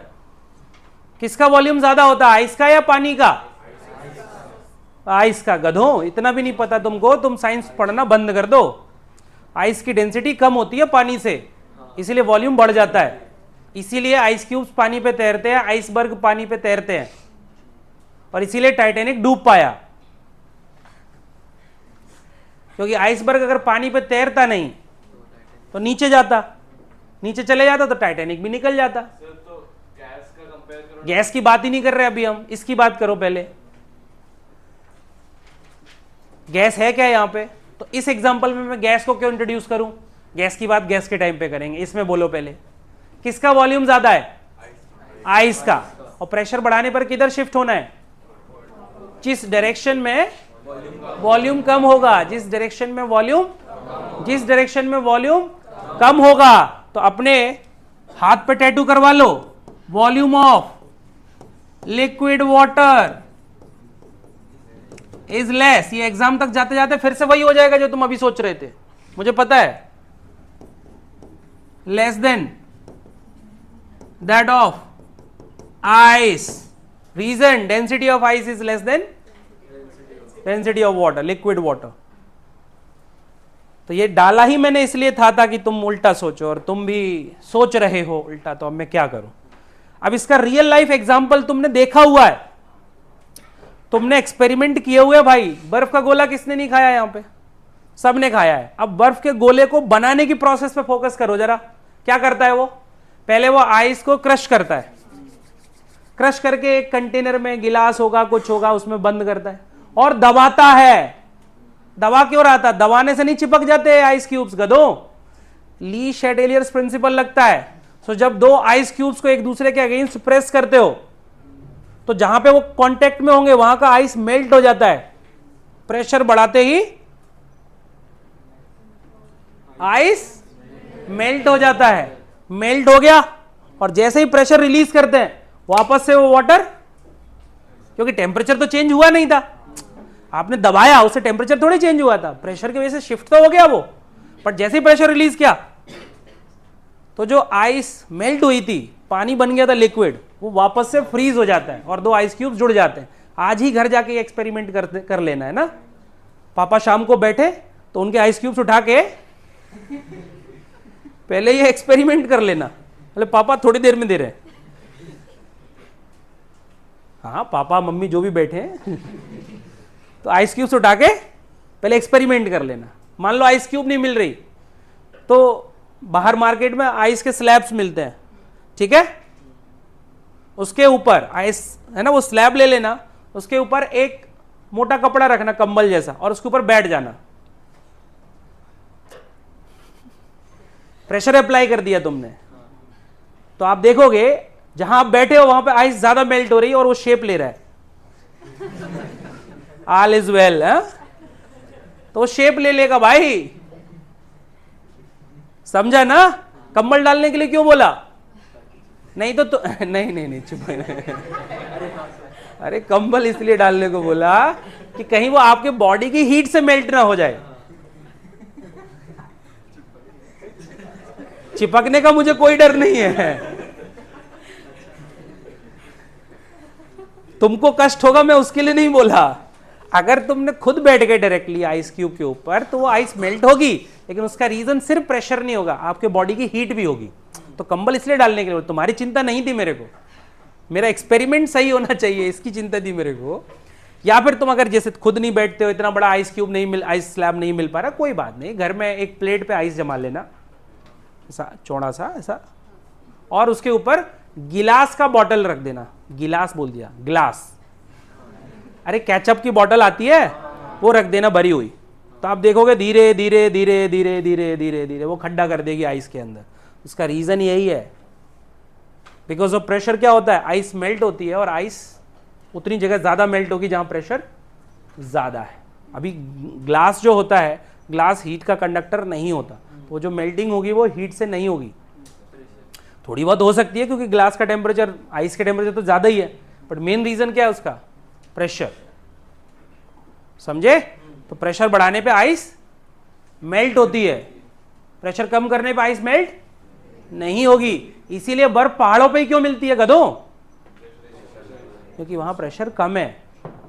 अगर मैं हिमालय पे टेम्परेचर 10 डिग्री सेल्सियस कर दूं और यहां पे 10 डिग्री सेल्सियस कर दूं, फिर भी वहां पे आइस सस्टेन करेगी, बिकॉज वहां पे हाई एल्टीट्यूड्स पे प्रेशर क्या होता है, कम।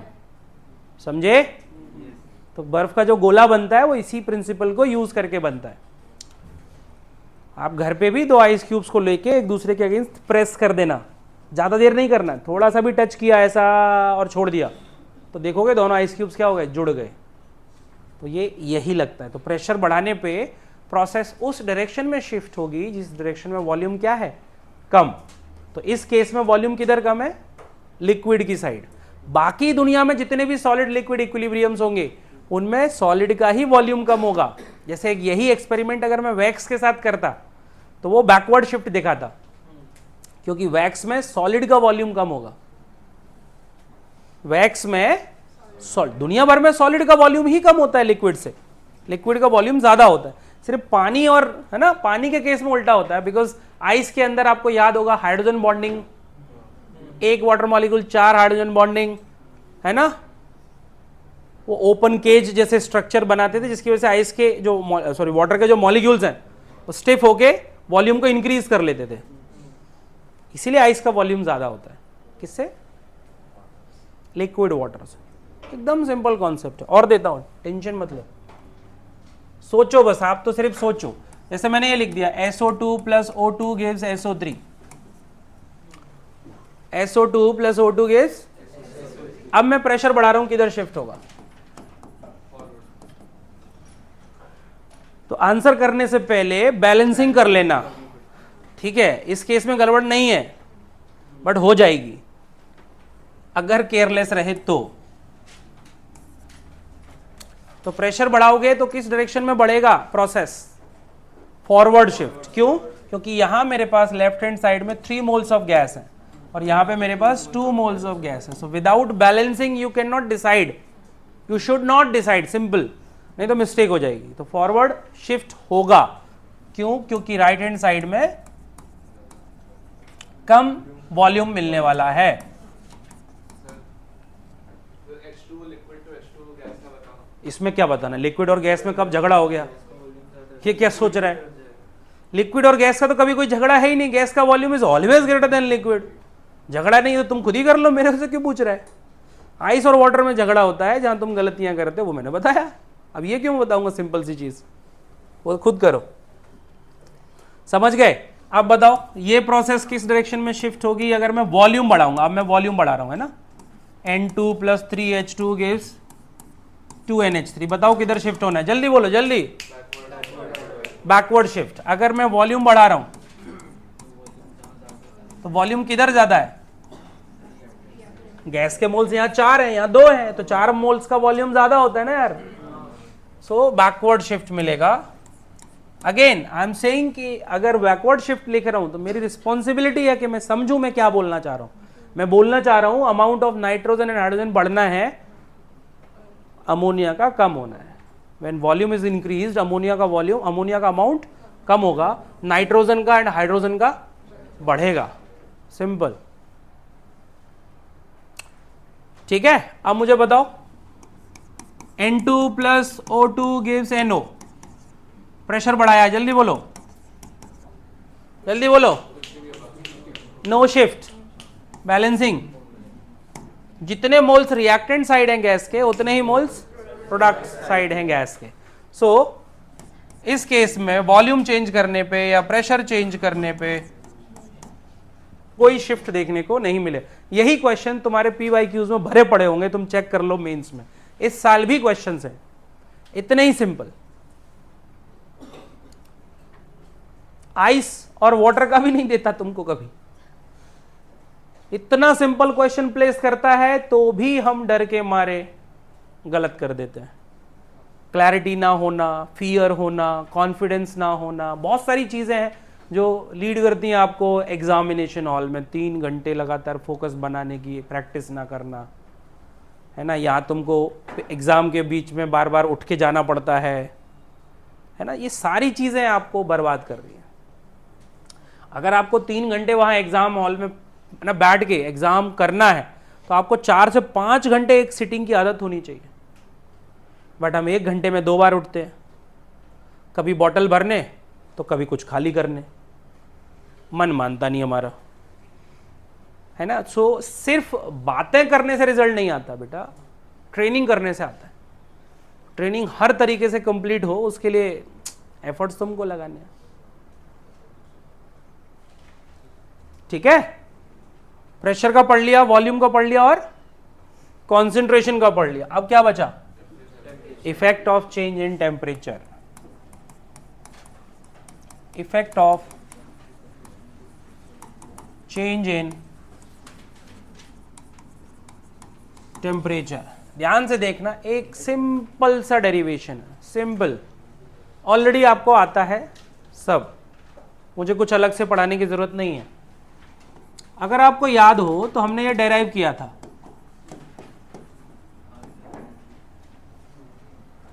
और अगर मैं प्रिसाइज हो जाऊं तो यहां पे Kp आता है, यहां पे Kp आता है, Kc नहीं आता। उस पर हम बाद में डिटेल में डिस्कशन करेंगे, अभी will focus on concept only. So delta G0 होता है -RT ln Kp, equation 1। Delta G0 होता है delta H0 - T delta S0, equation 2। LHS same तो RHS भी सेम। क्या कर सकता हूं मैं? -RT ln Kp is equal to delta H0 minus, तो ln Kp is equal to क्या हो जाएगा मेरे पास? Minus delta H0 upon RT plus delta S0 upon R। Check कर लो, माइनस भी कैंसिल हो जाएगा एंड T भी। अब ये इक्वेशन मुझे रिलेशन दे रही है किसका? इक्विलिब्रियम कांस्टेंट एंड टेम्परेचर का। इक्विलिब्रियम कांस्टेंट एंड टेम्परेचर का, इसको इक्वेशन 1 दे देते हैं अभी। और अगर मैं इसको straight line equation y is equal to mx plus c से कंपेयर कर दूं तो मुझे साफ दिख रहा है कि ln Kp वर्सेस 1/t अगर मैं ग्राफ बनाता हूं तो स्लोप होगा कितना? Minus delta H0 upon R, और इंटरसेप्ट कितना होगा? Delta S0 upon.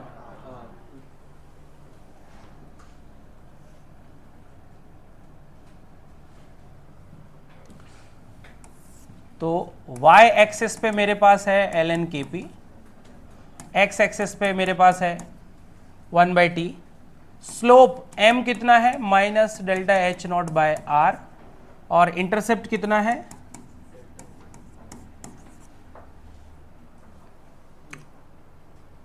ठीक है। अब यहां पे जो फर्क पड़ता है वो एंडोथर्मिक एक्सोथर्मिक से पड़ता है, इस पे फोकस करो। अगर मेरी प्रोसेस एंडोथर्मिक है तो डेल्टा एच नॉट क्या होगा, तो स्लोप कैसा आएगा, और अगर प्रोसेस एक्सोथर्मिक होती है तो डेल्टा एच नॉट का खुद का साइन, तो स्लोप कैसा आएगा। तो बच्चे बस ये छोटी सी चीज मिस कर जाते हैं पूरे कॉन्सेप्ट में कि जो स्लोप है वो एटर्नली नेगेटिव नहीं है, वो आपको प्रोसेस देख के आइडेंटिफाई करना पड़ेगा वेदर इट इज एंडोथर्मिक और एक्सोथर्मिक। अगर एंडोथर्मिक है तो जो दिख रहा है वही सही है, और अगर एक्सोथर्मिक है जो दिख रहा है वो सही नहीं है, अपोजिट बनाना है आपको। इसलिए दो तरह के ग्राफ बनते हैं इसमें। अगर मैं ln kp versus 1/t graph बनाता हूं तो मुझे इस तरह का स्लोप मिलेगा किसमें, एंडोथर्मिक प्रोसेस में, है ना। अभी लिखने के लिए तो मैं यही लिखूंगा। बच्चा सोचता है सर माइनस के साथ क्यों लिख रहे हो, क्योंकि अभी मैंने डेल्टा एच नॉट की वैल्यू नहीं रखी ना। तो एंडोथर्मिक के लिए ऐसा ग्राफ आएगा और एक्सोथर्मिक के लिए नेगेटिव। उल्टा बोल दिया, उल्टा लिख दिया ना, सॉरी। ये एक्सो के लिए सही है, एंडो के लिए बना लो, क्योंकि एक्सो में क्या हो जाएगा, डेल्टा एच नॉट की वैल्यू नेगेटिव रखोगे, नेगेटिव नेगेटिव प्लस हो जाएगी। इंटरसेप्ट पता है आपको। तो ये मुझे इक्वेशन दे रही है इक्विलिब्रियम कांस्टेंट एंड टेम्परेचर का रिलेशन कैसा होगा। अब जो वेंट ऑफ इक्वेशन है वो भी डेराइव कर लेंगे हम, 2 मिनट का काम है। देखो भैया, if K1 and K2 are the equilibrium constants observed at temperature T1 and T2 respectively, तो मेरे पास अभी दो इक्वेशंस बन सकती हैं। ln K2 is equal to delta S not upon R minus delta H not upon R T1, ठीक है। इसको मैं इक्वेशन 2 दे दूं, और ln K1 उल्टा लिख दिया ना, K2 है ना। ln K1 क्या हो जाएगा, delta S not upon R minus delta H not upon R T1, simple. Equation 2 उल्टा लिख रहा हूं मैं ना, 3 इक्वेशन 2 में से 3 सब्ट्रैक्ट कर दो, क्या आएगा, ln K2 minus ln K1, कुछ कैंसिल हो जाएगा आई थिंक, ये पार्ट सेम है, कैंसिल हो जाएगा, और ये टर्म पॉजिटिव हो जाएगा, और ये टर्म इसमें से कुछ कॉमन आ रहा होगा शायद, या लिख दूं एक बार, समझ गए ना। तो इधर भी आप क्या लिख सकते हो, ln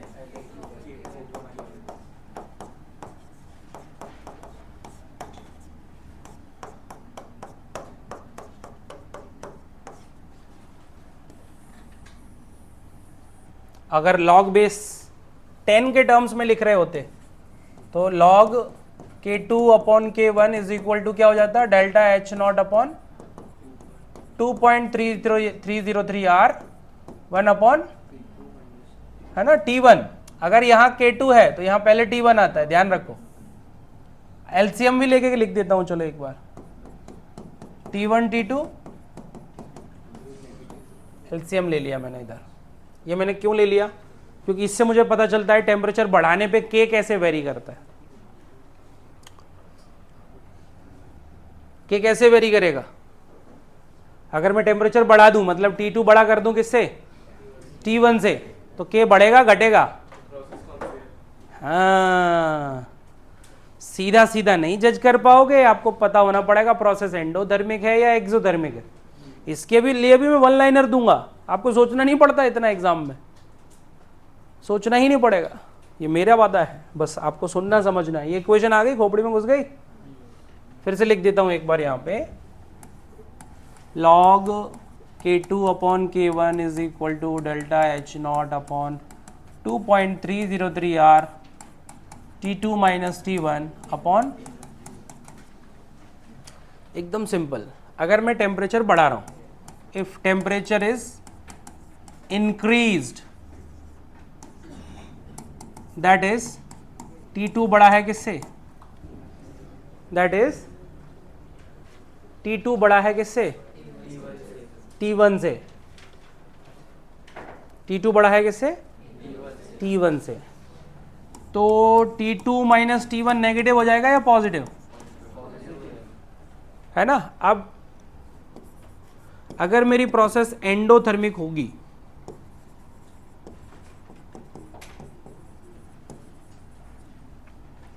तो डेल्टा H भी पॉजिटिव, ये भी पॉजिटिव और ये भी पॉजिटिव।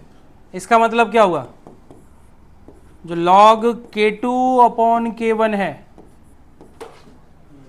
वो भी पॉजिटिव रहेगा, और पॉजिटिव होने का मतलब है जीरो से बड़ा, और जीरो से बड़ा होने का मतलब, जीरो मतलब क्या होता है? अगर log की वैल्यू करनी है मेरे को, तो जीरो की जगह मैं क्या लिख सकता हूं? log 1 की वैल्यू होती है जीरो, log से log,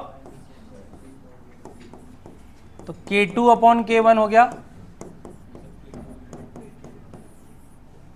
अब मुझे सिर्फ इतना याद रखना है कि अगर मैं टेम्परेचर बढ़ा रहा हूं और प्रोसेस अगर एंडोथर्मिक हुई तो K बढ़ता है।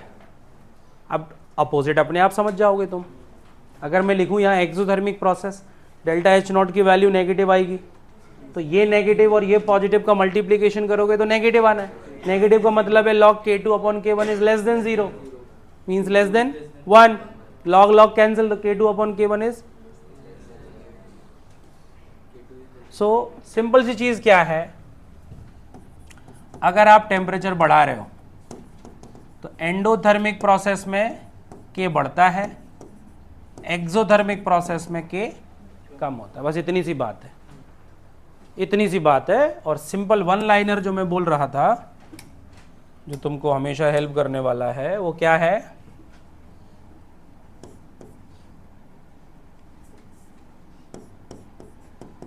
हाई टेम्परेचर, टेम्परेचर बढ़ाने के केस को याद रखोगे, कम करने का तो अपने आप आ जाएगा माइंड में। हाई टेम्परेचर हेल्प्स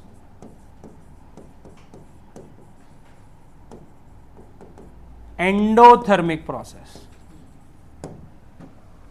बस आप देख लो किस डायरेक्शन में एंडोथर्मिक है। अभी देखो, फॉरवर्ड में अगर एंडोथर्मिक होती है तो बैकवर्ड में एक्सो होगी, ये गारंटी है। लेवोजियर लैप्लास लॉ मैं अपने घर से नहीं लाया हूं। अगर A टू B प्रोसेस में हीट रिलीज हो रही है तो B टू A एब्जॉर्ब ही होनी पड़ेगी, नहीं तो law of conservation of energy यानी first law of thermodynamics fail हो जाएगा। समझे? तो मुझे टेम्परेचर के रोल के लिए सिर्फ इतना देखना है कि किसी भी डायरेक्शन में प्रोसेस एंडो है या एक्सो है। अब फिर से टेम्परेचर का रोल मैंने समझा दिया, अब मैं तुमको एग्जांपल दूंगा और आपको बताना है। चलो पहले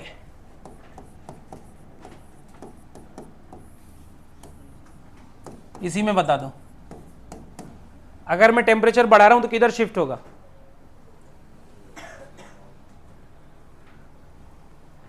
अरे गधो, ये भी जानने के लिए तुमको ली शेटलर प्रिंसिपल अप्लाई करना है।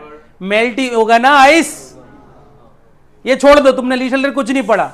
हीट करते हैं तो आइस मेल्ट होती है कि फ्रीज होती है?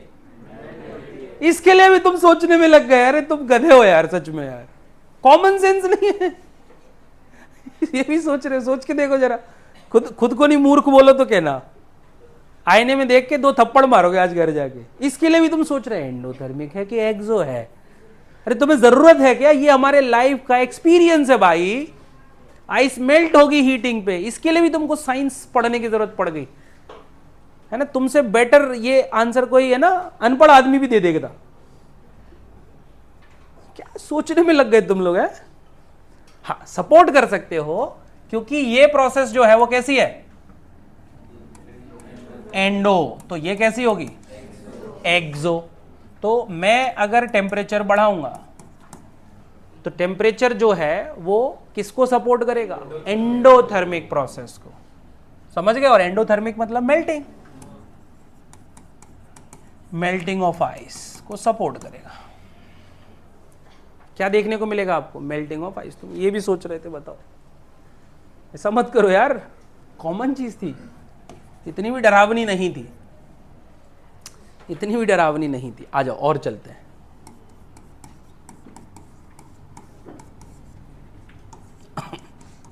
बताओ टेम्परेचर बढ़ाने पर किधर शिफ्ट होगी, फॉरवर्ड या बैकवर्ड।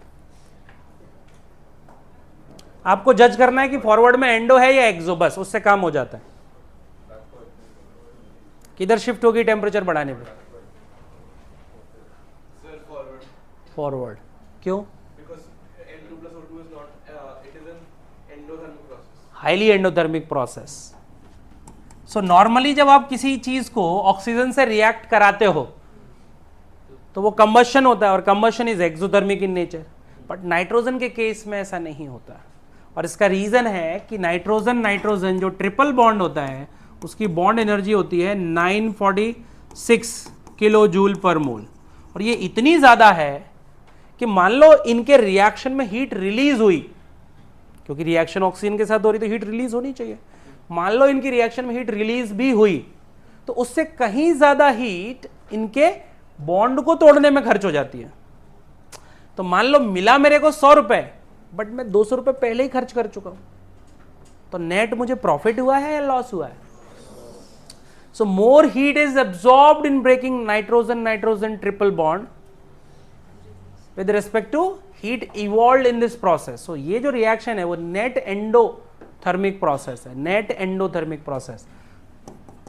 इधर से है एक्सो, तो अगर मैं टेम्परेचर बढ़ाऊंगा, अगर मैं टेम्परेचर बढ़ाऊंगा तो कौन सा शिफ्ट देखने को मिलेगा, फॉरवर्ड। फॉरवर्ड शिफ्ट मतलब फॉर्मेशन ऑफ एनओ देखने को मिलेगा। और अगर मैंने टेम्परेचर कम किया होता, हाई टेम्परेचर एंडो को सपोर्ट करता है तो लो टेम्परेचर एक्सो को सपोर्ट करता, टेम्परेचर कम करता तो एनओ। अब ये जो रिएक्शन थी वो HNO3 बनाने वाली एक प्रोसेस थी, तो हो सकता है आपको एग्जाम में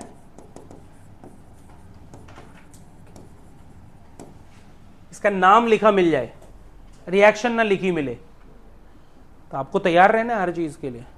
तो बर्कलैंड आइड प्रोसेस बोलते हैं इसको, जिसमें N2 एंड O2 कंबाइन होके NO देते हैं। नेचुरली भी NO जो बनता है, क्योंकि हमारे नेचर में ऑक्सीजन और नाइट्रोजन भर भर के है, तो ये रिएक्ट क्यों नहीं करती, बिकॉज ये प्रोसेस बहुत एंडोथर्मिक है। बट जब हाई, वो क्या बोलते हैं, लाइटनिंग जब होती है, लाइटनिंग के टाइम पे बहुत सारा चार्ज, बहुत सारी हीट क्रिएट होती है वो बादलों के टकराने से, तो इसलिए नेचुरली नाइट्रोजन इस प्रोसेस में फिक्स होती है। नेचुरली नाइट्रोजन चाहिए प्लांट्स की ग्रोथ के लिए, हमारे लिए भी तो चाहिए नाइट्रोजन, प्रोटीन चाहिए कि नहीं चाहिए। तो अल्टीमेटली आती कहां से है नाइट्रोजन, हवा से, और हवा का नाइट्रोजन फिक्स करने में कई सारे मैकेनिज्म है, उनमें से एक मैकेनिज्म ये है। सर मतलब NO जो है वो बिना हमारी हीट दिए डिकम्पोज कर जाएगा, ऐसे मान के चल सकते, मान के चलना है, ऐसा होता है। यही तो होता है।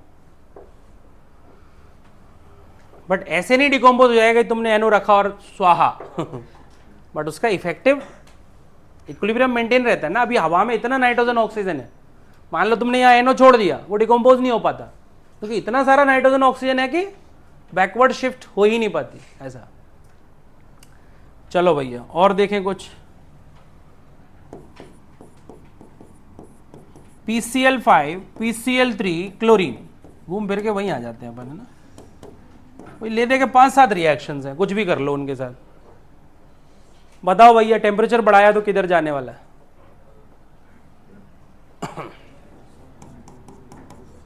परेशान मत हो। टेम्परेचर का इफेक्ट समझना है तो पहले ये समझना है कि किस डायरेक्शन में एंडो है। तो ये डिकम्पोजिशन है, डिकम्पोजिशन आपको क्या लेके चलना है, एंडो, एक्सेप्ट दिस। समझ गए ना, मैंने बोल दिया डिकम्पोजिशन एंडो है, अब वो रिएक्शन तुमको एनओ का तोड़ने का दे देगा, तुम फिर रोके सर आपने बोला था डिकम्पोजिशन एंडो होता है, तो मैं तो ये भी बोला था, याद तुमको वही रहेगा जो तुमको याद रखना है। So, मैंने क्या बोला था वो मत बोलो मेरे को, ठीक है। सो PCl5 gives PCl3 plus chlorine, तो इसमें ये एंडो प्रोसेस है, सो ये एंडो को सपोर्ट करेगा। टेम्परेचर बढ़ाऊंगा अगर मैं तो PCl3 एंड क्लोरीन का अमाउंट बढ़ेगा और PCl5 का कम होगा, और टेम्परेचर कम किया तो बैकवर्ड शिफ्ट होगा, मतलब PCl5 का अमाउंट बढ़ेगा, PCl3 का और क्लोरीन का कम होगा। यही है ली शैटेलियर्स प्रिंसिपल एंड उनका एप्लीकेशन, खत्म। ली शैटेलियर्स प्रिंसिपल। एक चीज और रह गई है, अभी भूल जाते हो तुम लोग,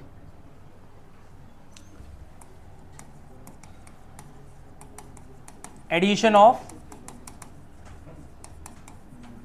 इनर्ट गैस। देखो इनर्ट गैस खुद रिएक्शन में पार्टिसिपेट नहीं कर सकती, दैट्स क्लियर।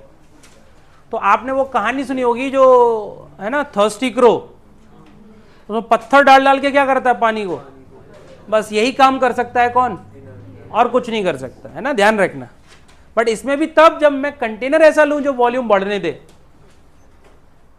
दो चीजें हैं यहां पे, मान लो मेरा सेटअप ऐसा है,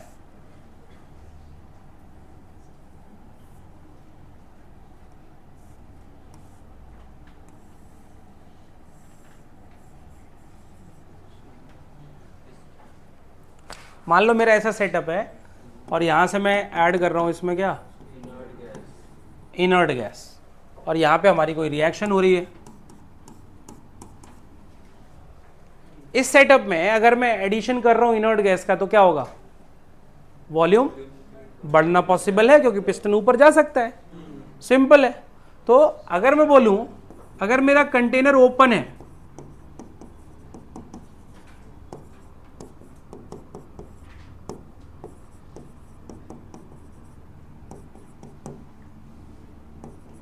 या उसमें पिस्टन लगा के ये मैकेनिज्म मैंने बनाया है, तो अभी क्या होने वाला है,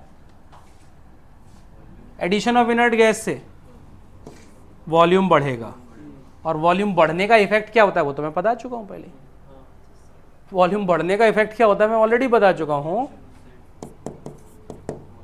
तो एडिशन ऑफ इनर्ट गैस अगर ऐसा सेटअप है जिसमें वॉल्यूम बढ़ना अलाउड है तो वॉल्यूम बढ़ेगा, और वॉल्यूम बढ़ता है तो डेल्टा एन पे सारी जिम्मेदारी आ जाती है, और इसमें 3 केस थे।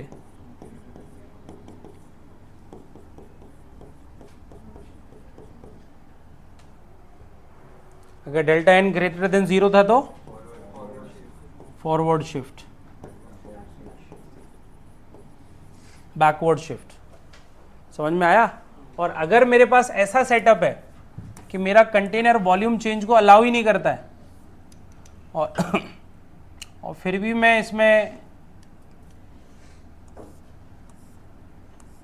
इनर्ट गैस ऐड कर रहा हूं, मतलब मेरा कंटेनर कैसा है, closed container, so no change in volume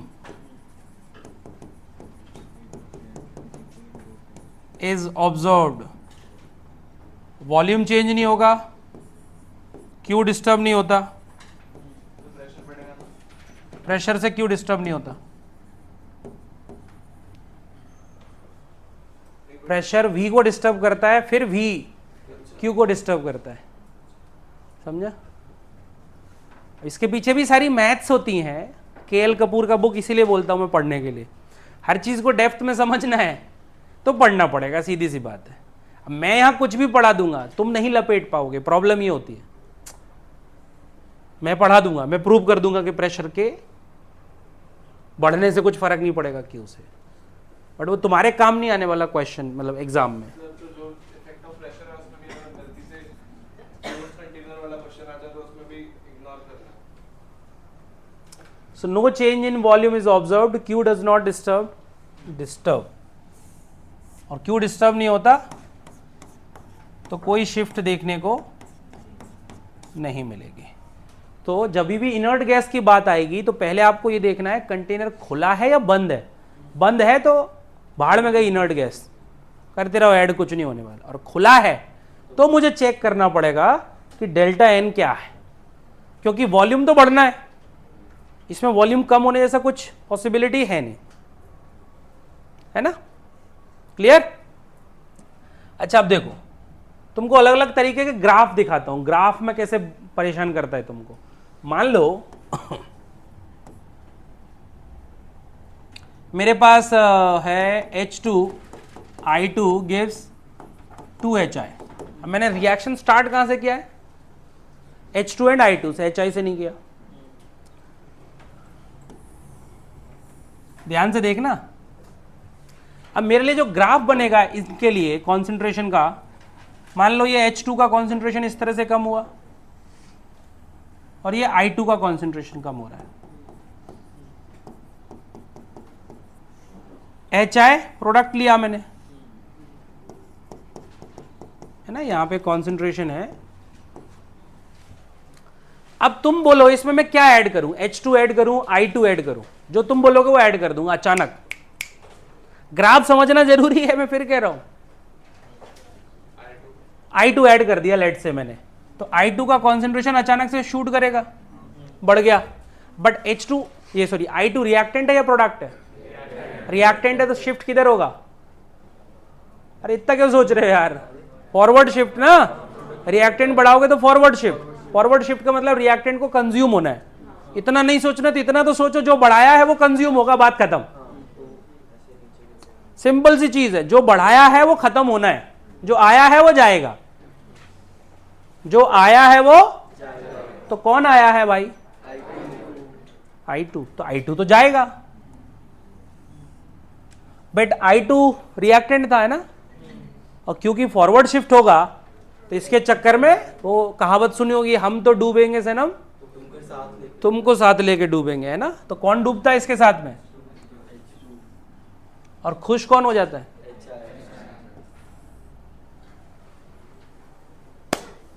ऐसा ग्राफ मिलेगा अगर तुमने क्या ऐड किया, I2। ये ग्राफ बनाने आने चाहिए तुमको, कई तरीके के ग्राफ आएंगे, ठीक है। मैं एक दे दिया, अभी बहुत ज्यादा नहीं बना पाऊंगा, तुमको समझना है, तुमको सीखना है, मैं बनाऊंगा तुम रटोगे उनको, और मैं चाहता हूं तुम खुद सोचो। चलो एक और बताता हूं, application of Le Chatelier principle में ही आता है, क्लासिक एग्जांपल है।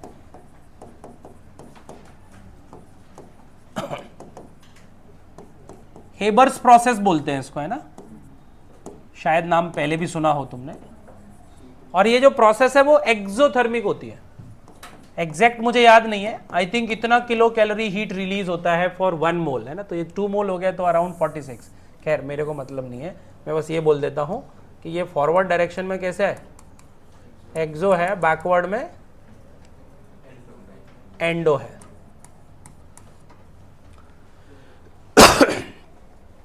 अब इसमें टेम्परेचर का बड़ा स्ट्रेंज रोल है, आपसे जो क्वेश्चंस पूछता है ली शेड्यूलर प्रिंसिपल में, तो वो बोलता है कि मुझे प्रोडक्ट का यील्ड बढ़ाना है, प्रोडक्ट ज्यादा बने, ऐसा काम करना है। तो प्रोडक्ट ज्यादा बनाने के लिए मेरे लिए फेवरेबल कंडीशंस क्या होंगे, टेम्परेचर बढ़ाना या प्रेशर बढ़ाना या दोनों, ऐसे करके क्वेश्चन पूछता है। क्या फेवर करेगा, ज्यादा अमोनिया का बनना, प्रेशर का बताओ पहले। मैं क्या लिख सकता हूं बेटा, formation of NH3 is favoured by, तो ये तो मुझे साफ दिख रहा है, हाई प्रेशर, इसमें तो मुझे कोई डिस्प्यूट या कोई टेंशन नहीं आनी चाहिए, क्योंकि प्रोडक्ट साइड गैस के मोल्स कम है, तो हाई प्रेशर विल सपोर्ट, है ना, फॉरवर्ड शिफ्ट। हाँ, अब यहां पे एक कैच है यहां पे एक कैच है, theoretically low temperature is good, क्योंकि प्रोसेस कैसी है, लो टेम्परेचर होना चाहिए। बट ये सिर्फ थर्मोडायनेमिक्स है, ये सिर्फ थर्मोडायनेमिक्स है, जो एनर्जी की बात कर रहा था, एनर्जी की हेल्प से, डेल्टा जी की हेल्प से प्रोसेस किस डायरेक्शन में शिफ्ट होगी ये पता चलता था। अभी मैंने डेल्टा जी से रिलेट नहीं किया ली शेड्यूलर्स प्रिंसिपल को, सिर्फ डेरिवेशन में टेम्परेचर से रिलेट कर दिया बस, बाकी मैंने थियोरी वाइज कोई रिलेशन नहीं दिखाया। थियोरी वाइज रिलेशन दिखाऊंगा तो Le Chatelier's principle is based on Gibbs equation, delta G is equal to delta H minus T delta S. खैर वो बाद की बात है, इतना डिटेल में नहीं जा रहे हैं अभी अपन।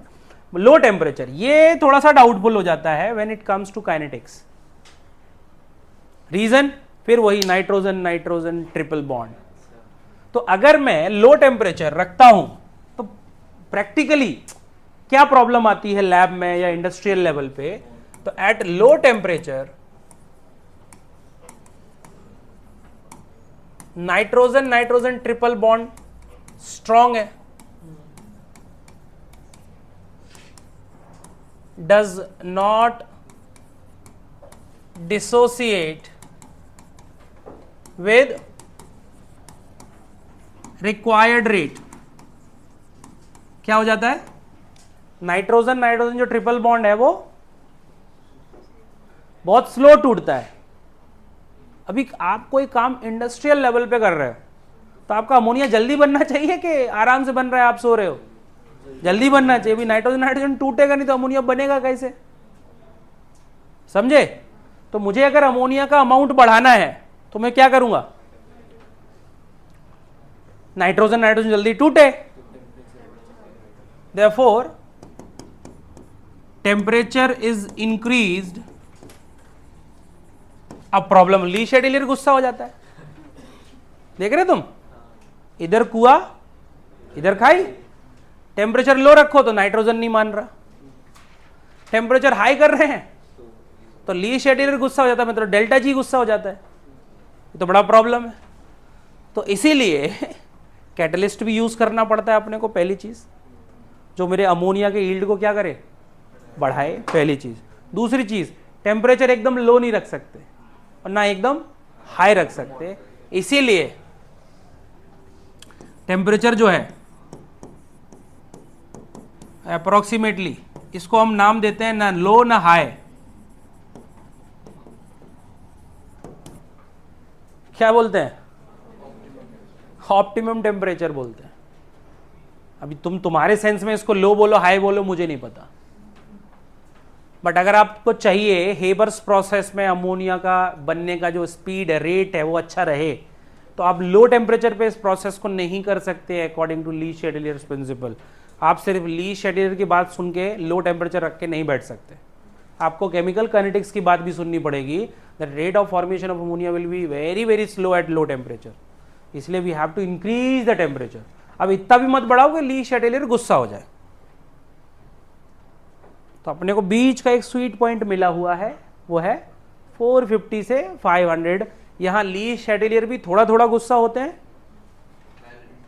है ना, और काइनेटिक्स भी थोड़ा थोड़ा खुश होता है, तो अपना काम चल जाता है, अमोनिया बन जाता है। ठीक है, ये बड़ी अच्छी है ना, वो है। अभी इसमें ग्राफ भी बनते हैं, क्वेश्चन है PYQs में मिलेगा तुमको, अगर करोगे तो दिमाग लगाओ। बताने को मैं बता दूं बट मतलब नहीं है, सो ट्राई करना, क्वेश्चन टकरा जाए अमोनिया का टेम्परेचर को लेके कि कैसे ग्राफ चेंज होता है इनके फॉर्मेशन का, अमोनिया का फॉर्मेशन इन हेबर्स प्रोसेस। ठीक है, अब एक दो छोटे छोटे फालतू के टॉपिक्स रह गए हैं, क्या रह गए वो भी बता देता हूं। चलो, कितना बज गया, बहुत टाइम है, नहीं है क्या? तुम्हारे हिसाब से तो कभी भी नहीं था। अच्छा, अगर कोई किडनैपिंग कर ले तो क्या होता है? अगर कोई किडनैपिंग कर ले तो क्या होगा?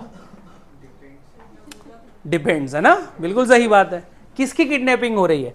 लेट्स से मैं ये इक्विलिब्रियम चल रहा था, अच्छा खासा सब बढ़िया चल रहा था, लाइफ अच्छी थी, इनकी लाइफ सेट थी, तीनों की, तीनों खुश थे। अचानक कोई आया, इफ समथिंग, अब वो समथिंग कुछ भी हो मुझे कोई मतलब नहीं है,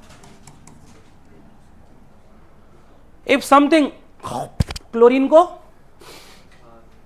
खा जाए, किधर शिफ्ट होगी प्रोसेस? क्लोरीन को कोई खा जाए, किधर शिफ्ट होगी? फॉरवर्ड। इतना टाइम क्यों ले रहे? I don't know.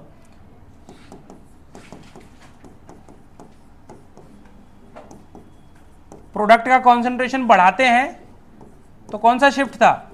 बैकवर्ड। यहां तो मैं प्रोडक्ट का कॉन्सेंट्रेशन कम कर रहा हूं, समझे? जैसे मान लो मेरी ये प्रोसेस चल रही थी,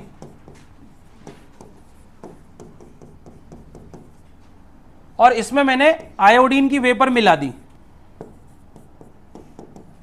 अमोनिया का फॉर्मेशन बढ़ेगा कम हो जाएगा?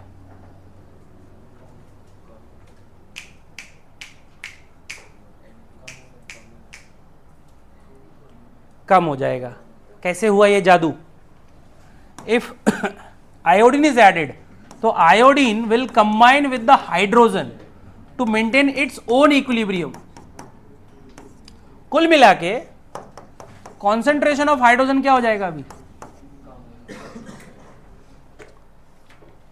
समझ रहे हो ना?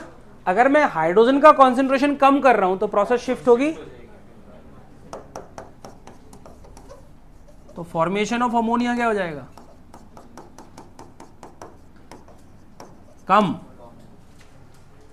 इस तरह के क्वेश्चंस आते हैं सोचने वाले। मैंने आपको स्टार्टिंग में बोला था सोचना आना चाहिए। आप सिर्फ कॉन्सेप्ट जो लिखा है उसके भरोसे क्वेश्चन नहीं बना पाओगे। ली शेडिलियर्स प्रिंसिपल, आपको फर्क पता पड़ना चाहिए कि अगर किसी ने पापा को थप्पड़ मारा तो मुझे भी गुस्सा आएगा, है ना? पापा को थप्पड़ मारा तो बेटे पे क्या असर आएगा ये पता होना चाहिए तुमको। बोले पापा पिट गए, पिट जान दो, ऐसा नहीं होता है ना। और दिखाता हूं तुमको जादू। मान लो मेरे दो इक्विलिब्रियम एक साथ चल रहे हैं, N2 plus H2, N2 plus H2, अरे जाओ, अरे N2 प्लस H2 गिव्स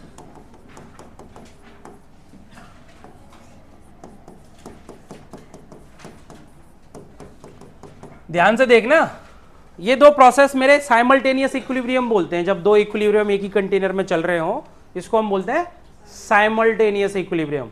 ये वैसे तो ये अलग से टॉपिक है बट है पूरा वो ली शेडिलर प्रिंसिपल पे ही बेस्ड, तो मैं पढ़ाऊंगा नहीं, सिर्फ नाम बता दिया। अब देखो, अगर मैंने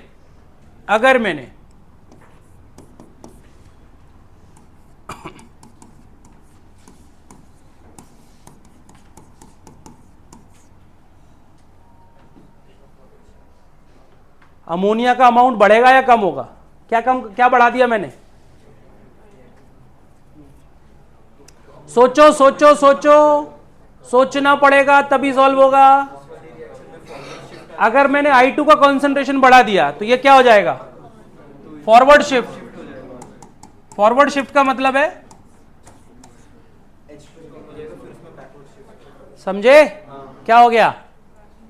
अगर मैंने I2 का कंसंट्रेशन बढ़ाया तो ये रिएक्शन फॉरवर्ड शिफ्ट दिखाएगी, और फॉरवर्ड शिफ्ट होने की वजह से H2 का जो कंसंट्रेशन है वो कम हो जाएगा। और H2 का कंसंट्रेशन कम होने का मतलब है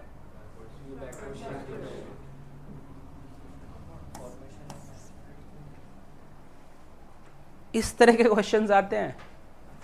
PYQs देखो, आपको समझ में आएगा। Pure common sense, pure concept का एप्लीकेशन। आप कितना भी रट लेना, इस तरह के क्वेश्चंस तभी बना पाओगे जब सोचोगे कि एक से दूसरा कैसे अफेक्ट हो रहा है, दूसरे से तीसरा कैसे अफेक्ट हो रहा है। तो क्योंकि आयोडीन यहां पे रिएक्टेंट है, आप अगर रिएक्टेंट का कॉन्सेंट्रेशन बढ़ाते हो फॉरवर्ड शिफ्ट होगा। फॉरवर्ड शिफ्ट का मीनिंग, जो मैं काफी देर से चिल्ला रहा हूं, का मतलब होता है प्रोडक्ट का अमाउंट बढ़ना और रिएक्टेंट का कम होना। तो HI बढ़ेगा, H2 कम होने लगेगा। अब मुझे पहली रिएक्शन में जो इंपॉर्टेंट कौन है, H2 या HI? HI का तो कोई रोल है नहीं पहली रिएक्शन में। पहली रिएक्शन में कौन इन्वॉल्व है? H2। तो H2 का कॉन्सेंट्रेशन कम होने का मतलब क्या हो गया? Reactant of this reaction has decreased, और रिएक्टेंट कम होने का मतलब है बैकवर्ड शिफ्ट। तो ये रिएक्शन बैकवर्ड शिफ्ट दिखाएगी, है ना? तो आप लिख सकते हो, अगर I2 का कॉन्सेंट्रेशन बढ़ाते हैं तो सेकेंड प्रोसेस शोज कौन सा शिफ्ट? Forward shift. और इसकी वजह से H2 का कॉन्सेंट्रेशन कम, है ना? Since H2 is reactant of first process. H2 is reactant of first process. H2 is reactant of first process. क्या होगा? उसमें बैकवर्ड शिफ्ट देखने को मिलेगा, और बैकवर्ड शिफ्ट देखने को मिलेगा तो क्या होगा, N2 का अमाउंट बढ़ेगा, अमोनिया का घटेगा। मतलब ओवरऑल अगर आप देखोगे तो किसका बढ़ा किसका घटा आप सब बता सकते हो।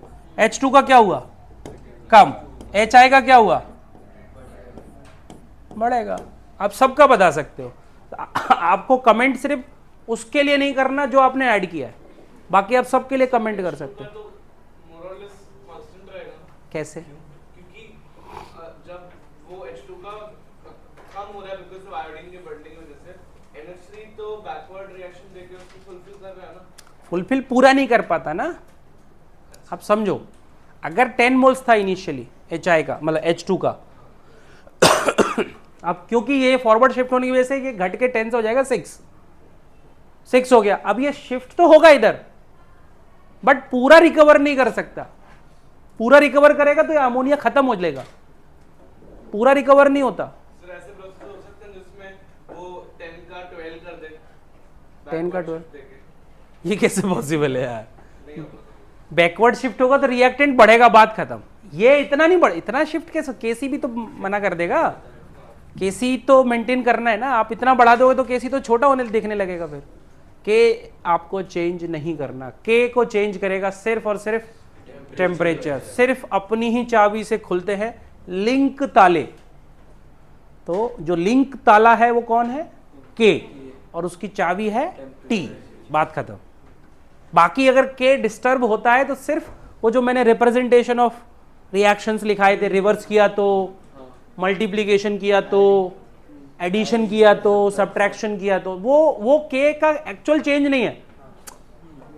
ये कैसा है, पेन अभी ऐसा दिख रहा है, उल्टा किया तो अब ऐसा दिखेगा, तो ये चेंज थोड़ी, पेन थोड़ी चेंज हुआ है, तो वैसा था। बट एक्चुअल चेंज के में सिर्फ और सिर्फ कौन करता है, टेम्परेचर। ठीक है, तो ये चैप्टर यहां पे समाप्त हो गया है। अभी आप लोगों को एंजॉय करना है विद द क्वेश्चंस।